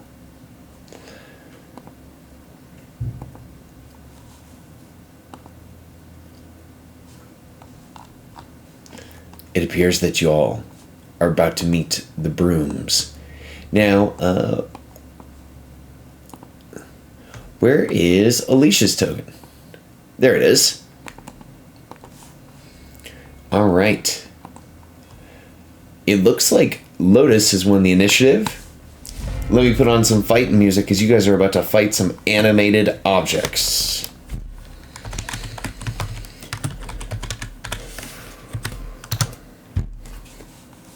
Alright. Let's see here. I definitely don't like being in the combat here, so I'll just go ahead. First I'll this way, and alright, I'll go ahead and move out here, potentially triggering attack of opportunity. Alrighty, here we go. From the animated table, a ram attack. 9 will miss. Mm-hmm. Alright. So, let's see here. I'll go ahead. 10, 15.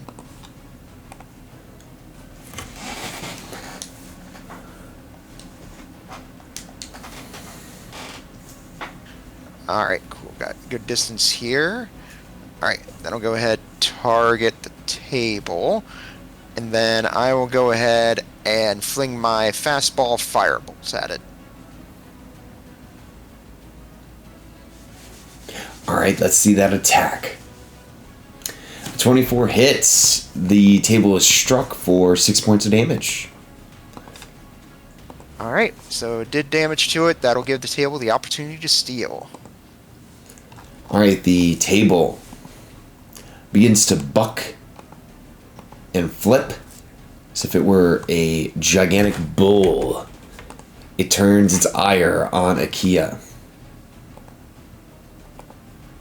Akia takes up a fighting stance. Oh, it rolled a pretty good roll, but I don't think a 19 will hit you, as both of its front palisters, or its front legs, I should say, reach up and try to smash you and miss. Yep. They will go ahead and start passing to the other brooms.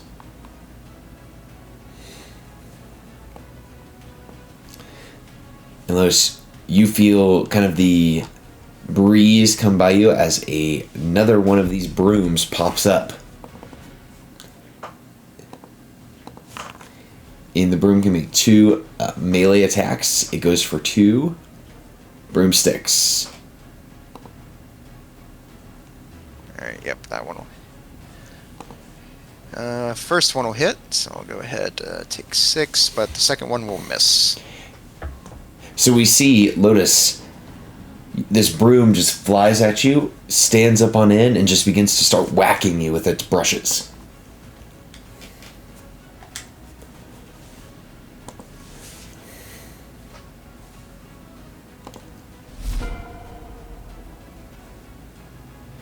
And it will go ahead and pass to Akia.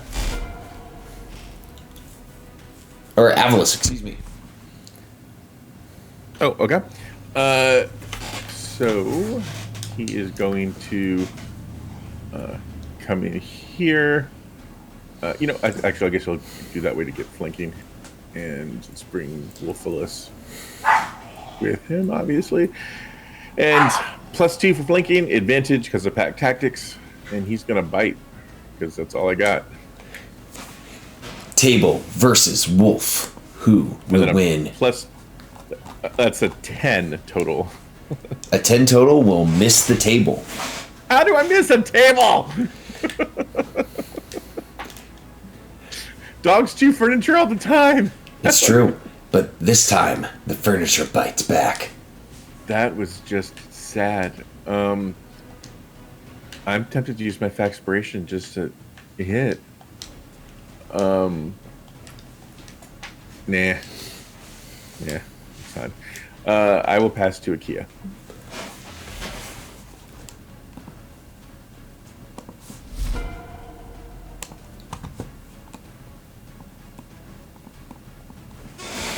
All right.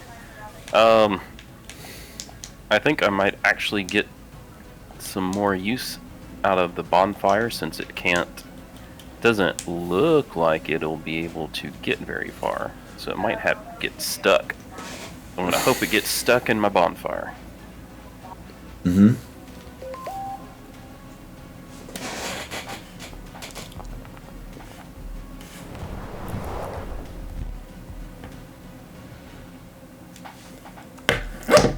All right, it's going to attempt a saving throw.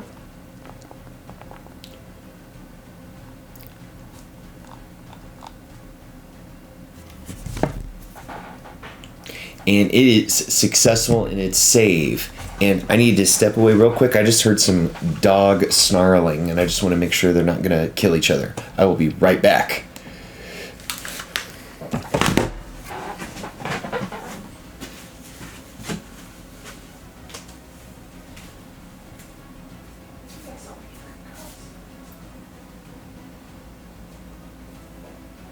After my turn, who wants it? I guess Gaiman and Alicia are the only ones left.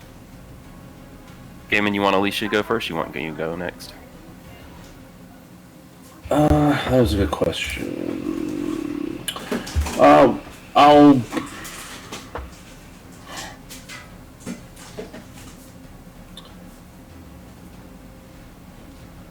I'll go. I'll pass to the broom, and then Alicia can control initiative going into the new round. Or you could just pass to the broom. And I'm back. Sorry about that, guys. No fatalities. So we're all good. For my bonus action, Kumakyu's gonna fire at the broom that is attacking Lotus. Excellent. It is just going bang, bang, bang, bang, bang, bang, bang on top of Lotus's head. Yeah, it's a funny image. And with that, it gets struck with 4 points of force damage. And then I will pass to the broom that hasn't gone. And Kumakyu will fly up a little bit.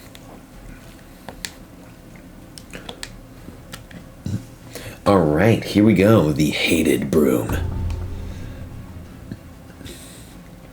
The hated broom is going to fly over towards Alicia, its broomstick held high, as it makes 2 attacks with its broomstick.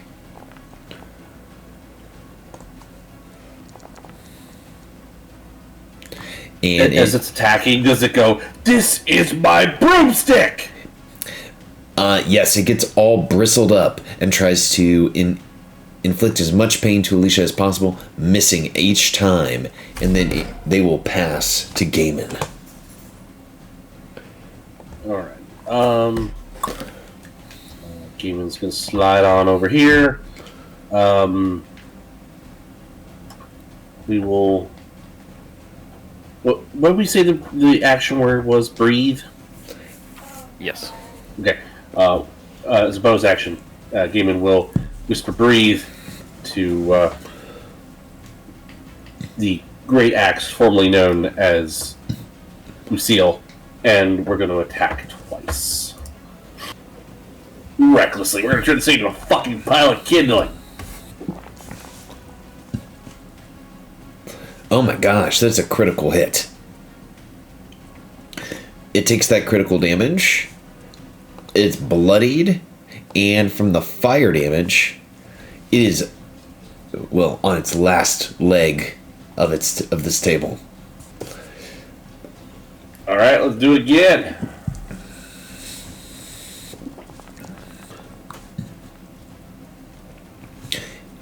A 14 will miss the animated table. I'll sack. All right, here we go. If we can count on anyone to sack up in a fight, it's Gaiman. Oh no. So as you succeed at a cost, re-rolling the damage, the table splits. And from it, a shard of wood gets embedded into Gaiman's throat.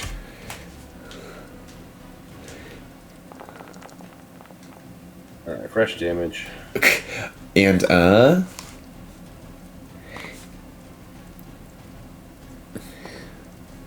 So 12. with the damage, the table is splintered, and it is no longer animated, as it is no longer held together.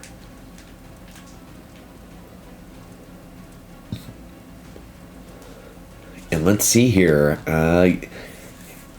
Yeah, the table is gone. Gaiman, what do you do next? That's a good question.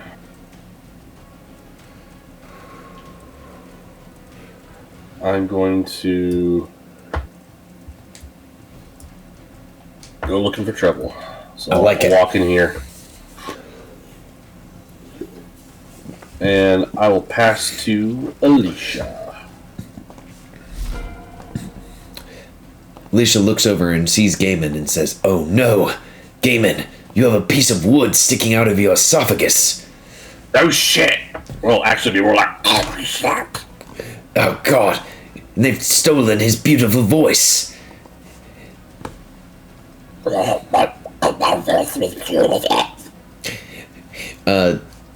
Alicia will draw the fang of the Remirez, and she will try to strike it against this hated animated broom.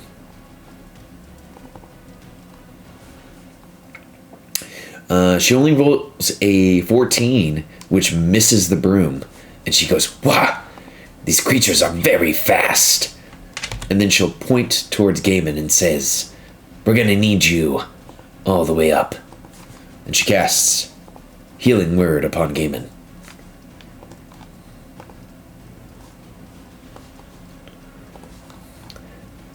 And since she didn't damage anything and controls the initiative, she will pass things off to Wolfalus.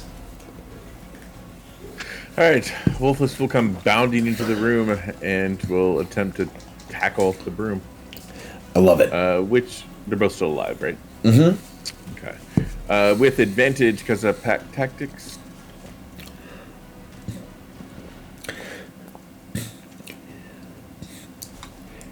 That is a hit. On the broom. It's like a dog with a stick, and it has to make a stick. I don't know if a broom can be a broom. Totally, a broom can be prone. It has to make a strength saving throw. Absolutely. So the broom is now prone.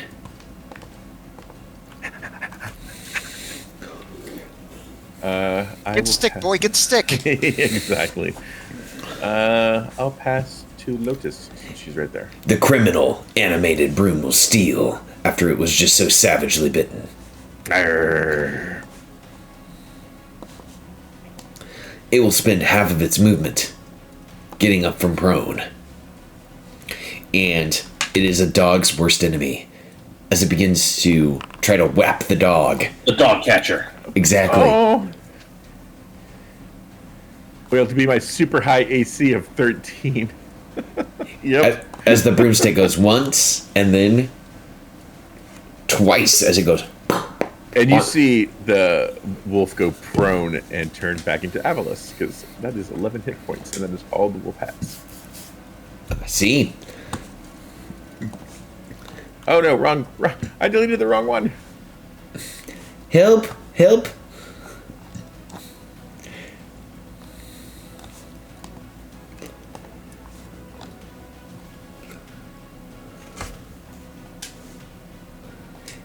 Excellent. Let's see. The criminal broom will go ahead and pass things off to the Lotus. Alright, I need to get out of melee here, so I'll step back here, and then here, triggering attack of opportunity. Okay, here we go from the broomstick. You're fine. Alright, 7 will miss. Alright, I will go ahead and I'll go ahead chuck Firebolts. I will go ahead and spend Sorcery Point to Twin Spell it, the 2 remaining ones. Go ahead and roll that twice. I'll go... First one will be at Criminal.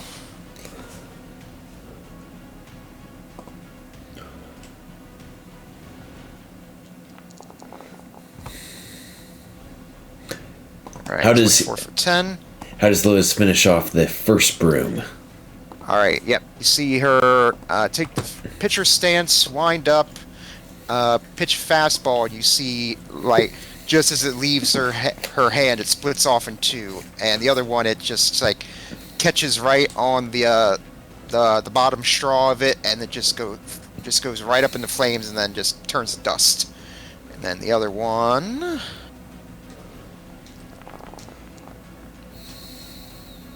28 for 12. That broom is now bloodied. Alright, well, it took damage, so it has the opportunity to steal. The hated animated broom. It's gonna continue its bristle assaults. But this time it is going to fly to this space. And it wants to hit Gaiman. So let's see here, Gaiman. It's going to make 1. All these attacks are at advantage. Because I was reckless before. Oh, shit. 2. As it misses you the first time, but the second time, you get bristled right up the side of the head. for 7 points of bludgeoning damage. I'll Stone's Endurance that. Good opportunity here to drop it all the way down to 0. Yep, exactly. There we go. Gaiman's resolve is enough to keep this thing from knocking any damage into him. And Gaiman, you are up. What the fuck are you on about, mate? And I will recklessly swing at this one.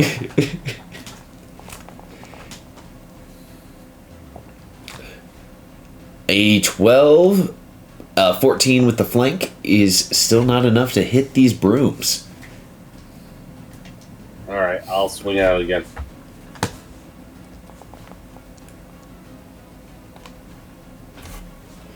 A 22 is enough, as the broom is defeated.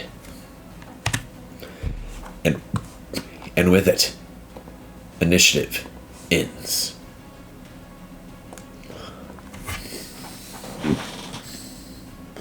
And I will stop the fight music, and you guys can tell me what you are going to do next.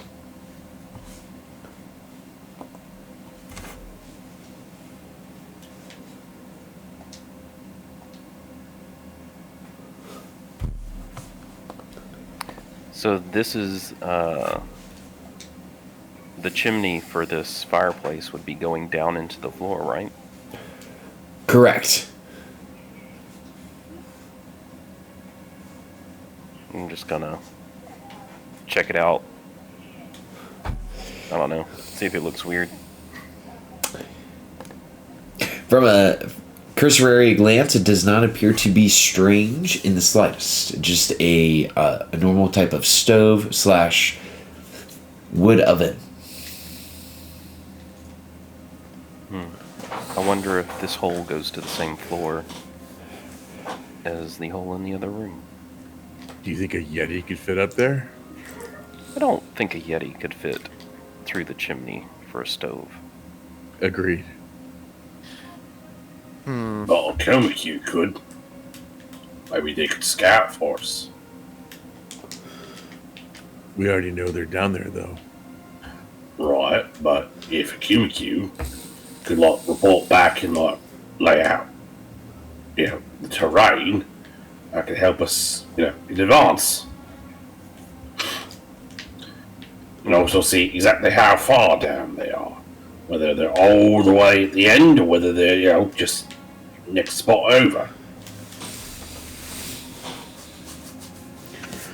Wouldn't it make sense, though, that the chimney forced its way to the outside? Maybe you could connect to other, fireplaces. I mean, if we don't want to do it, we don't have to do it. I'm just trying to think outside the box. Think tactically. Give us some goddamn advantages. It's worth seeing. Listen, I took a fucking splinter to the goddamn throat, and I'm at half strength, alright? So, pardon my fucking elvish for trying to, give us an edge. And I got hit by a broom. Yeah, so did I. So It's I'm a saying, fucking broom. so it's a fucking splinter. Well, Boys, just those will hold your hands. Let's not argue over who got hurt more. Jim's just gonna jump down the hole.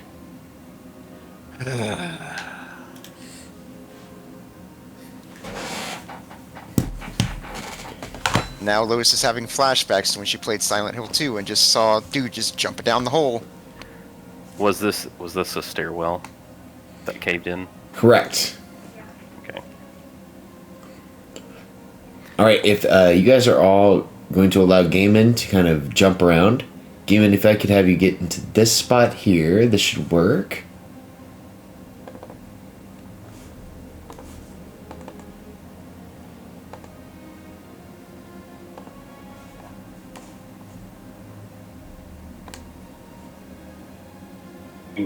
Considering how heavy he is, here we go. So Gaiman goes through this hole to end up in a different locale.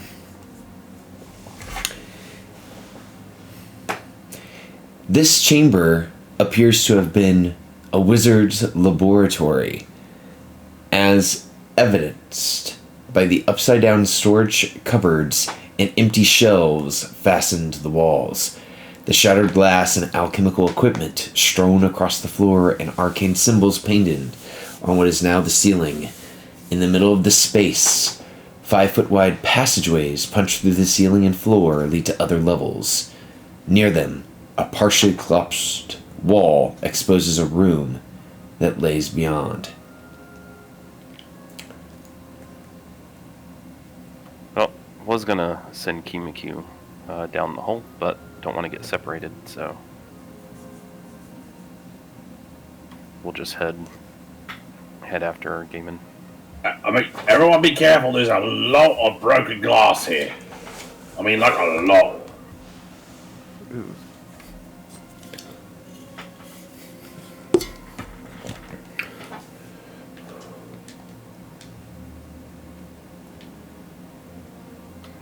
I'll go down after Gaiman.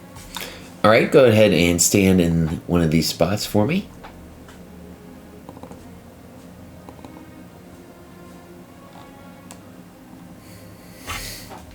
All right. I'm coming down.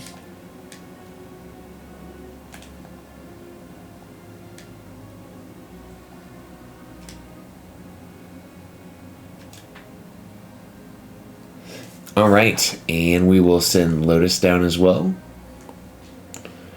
We can send our B team and Avalos. Avalos is going to change into a giant spider. Oh my gosh! So as the hole opens up to reveal Ava Spider or Spider Avalos. Oh, Jesus Christ! And he's gonna throw the axe at him. No, get away!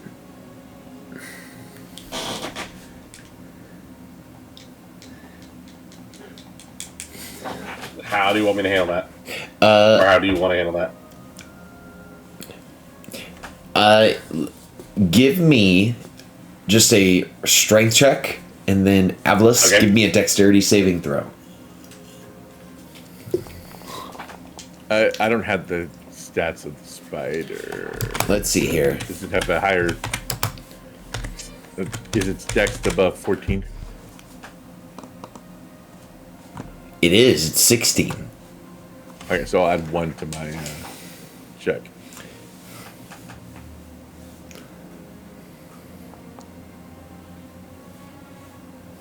$17.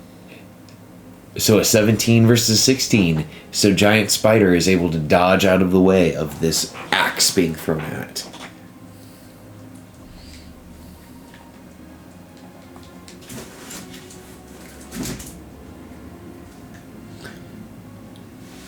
How does You need to tell people when you're turning to a friendly spider. I can't see anything, by the way. We're on the map. You're there. Just I don't think there's a spider token. I don't know. I don't see me either. I don't see anything. you don't see you? There's Try zooming out and try zooming out. I see Avalos in the very first room when we came down the tunnel the first time. Over here. That's really weird because you're with us here in now this I'm room.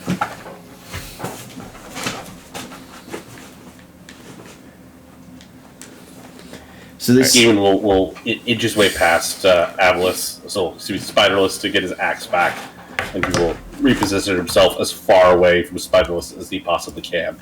And Spiderless will continue down the hole. Slowly and in a scouting mission. And I know spiders have good stealth, so that's what he's attempting to do. But you're a giant spider this time. Oh yeah, but I still have like a +5 or 6 to stealth. Well, no. I'm just. It just now occurred to me that I didn't do all this nonsense when you turned into a spider when you were scouting and watching the Charlatan Dragon model thing. So. Oh yeah, not So spider, I'm justifying that it's the giant size component. He is a large issue. beast. Yeah, I take up 4 spaces. Oh fucking hell! Yeah, I'm huge, or not huge. I'm technically large, but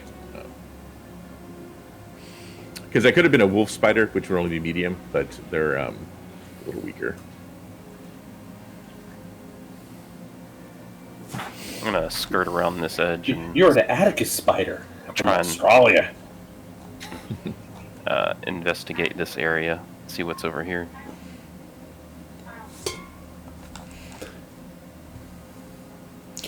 Okay, so moving into that side of the room. So as you move through, this appears to be an altar, or I should say a stone altar is attached to the ceiling of this otherwise empty semicircular room. An 8-pointed star is carved into the eastern face of the altar.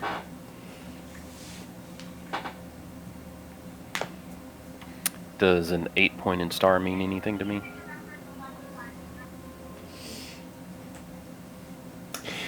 You can make a religion check.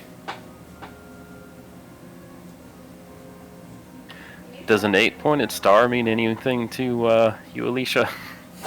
I'm sorry, I'm busy in my own thoughts. But hold on, give me one moment. Oh, I will also, as I go down, use my web to give them something to climb. And to freak gaming out a little bit. Mm-hmm.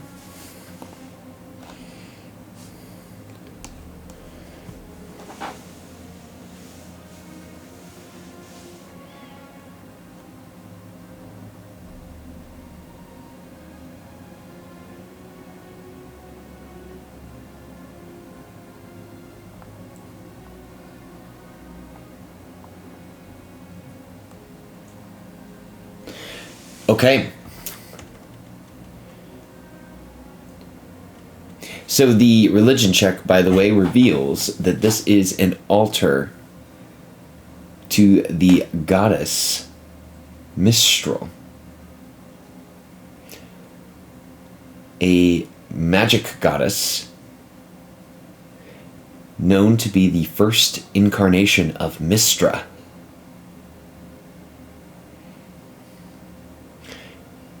Which would confirm that this is a older building. All of the signs point that to this may be some sort of subplant from long ago, with all of the literature that you have found, and now this. Was Mistra and Akia will do the evil goddess by chance? Well, if you're asking me, Akia, Mistra, in her current form, is not evil.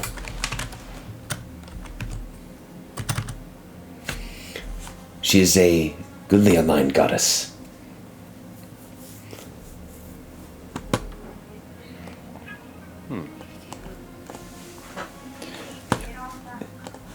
One second here, guys. Yeah.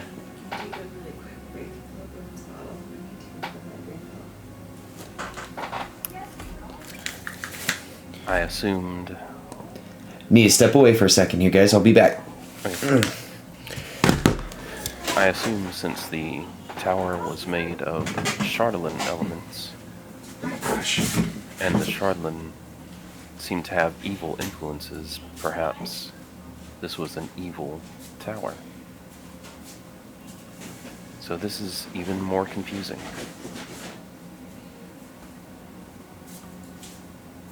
I mean, I don't know about that. I mean, evil seems like a bit of a stretch for, a tower, an inanimate object.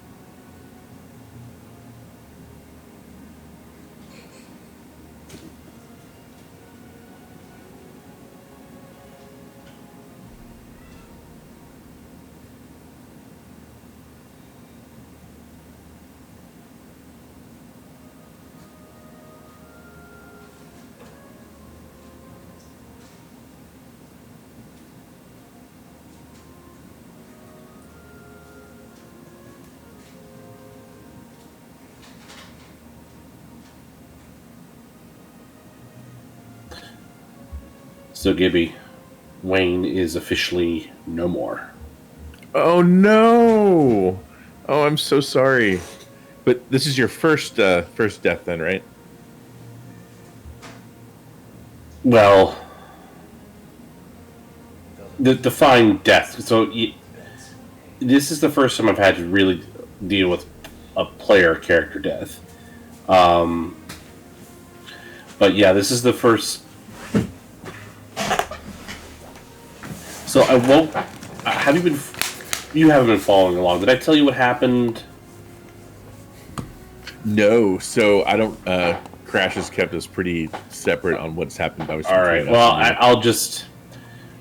So this is above and beyond, the one freebie that you get. So this is past Fate Point and all that. So yeah, Wayne is no more. Well, if it helps, I've gone. I'm on my third character. The first one. I'm hoping to avoid that. Yeah. This one's lasted a while though. He's actually pretty survivable. My first two were not, and I also pissed off the bad guys and made myself a target. Like, I got the black spot multiple times. But yeah, I feel your pain. He did tell us that you guys met the crew of vampires that killed one of my characters. Oh, the cold shoulders? Yeah. They bit my Vistani edge slinger, and she got turned, and then ultimately died later. But bad stuff. Orf is back. Mm-hmm. Yes. So, did you all wish to leave the room that had the altar in it? Is that correct? Yeah, let's saw something. I mean, it's way up on the ceiling. Well, So. no, I mean, gaming's just like staying away from things, and then you had to step away. So, I don't he was never in the room with the altar. Okay. I don't think I'm doing anything in the room with the altar, unless it doesn't look like I can reach anything, right? The altar is 9 feet up off the ground. Yeah, Are you calling for, gaming lifting services? No, I don't think I need to touch the statue for anything. I don't know. I mean, there have been some previous statues that you felt compelled to touch. I didn't touch the statues. I touched the runes on the, That were on the statue, therefore you touched the statue.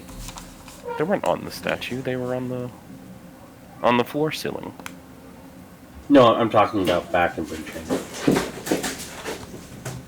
Oh. I'm being a petty child. Don't mind me. I'm good. We can open the doors.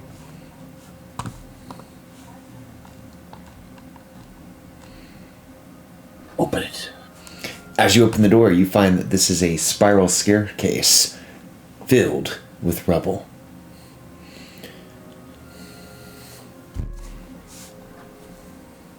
So, as you open this door, some efforts have been made to arrange the contents of this upside-down room to create a functional office. A table stands in the middle of the room, surrounded by small stacks of books. Lying on the table is a whirring amulet on a chain. It's like, Wado, come over here. There's more books and it's like a piece of magical jewelry. And something is quite strange as you look at this. There are two figures standing behind the table, Akia. One of them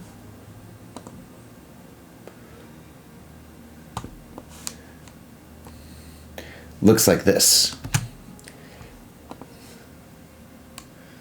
And as you open the door and enter, the figure looks up to you, shocked. And as he goes to say something, I'm going to take us back to the start screen. because I want to cliffhanger you guys right there, because some crazy stuff about to happen, and I believe I want Lex here for it. So we will come back next week, find out who this figure is. Why are they not a red Yeti? The other figure in the room next to them was a gray-fleshed undead covered in armor.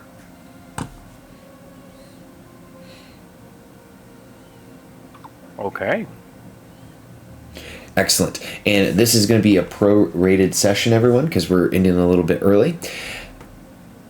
I hope that you guys had fun with this session. I know that this is kind of a crazy, upside-down space.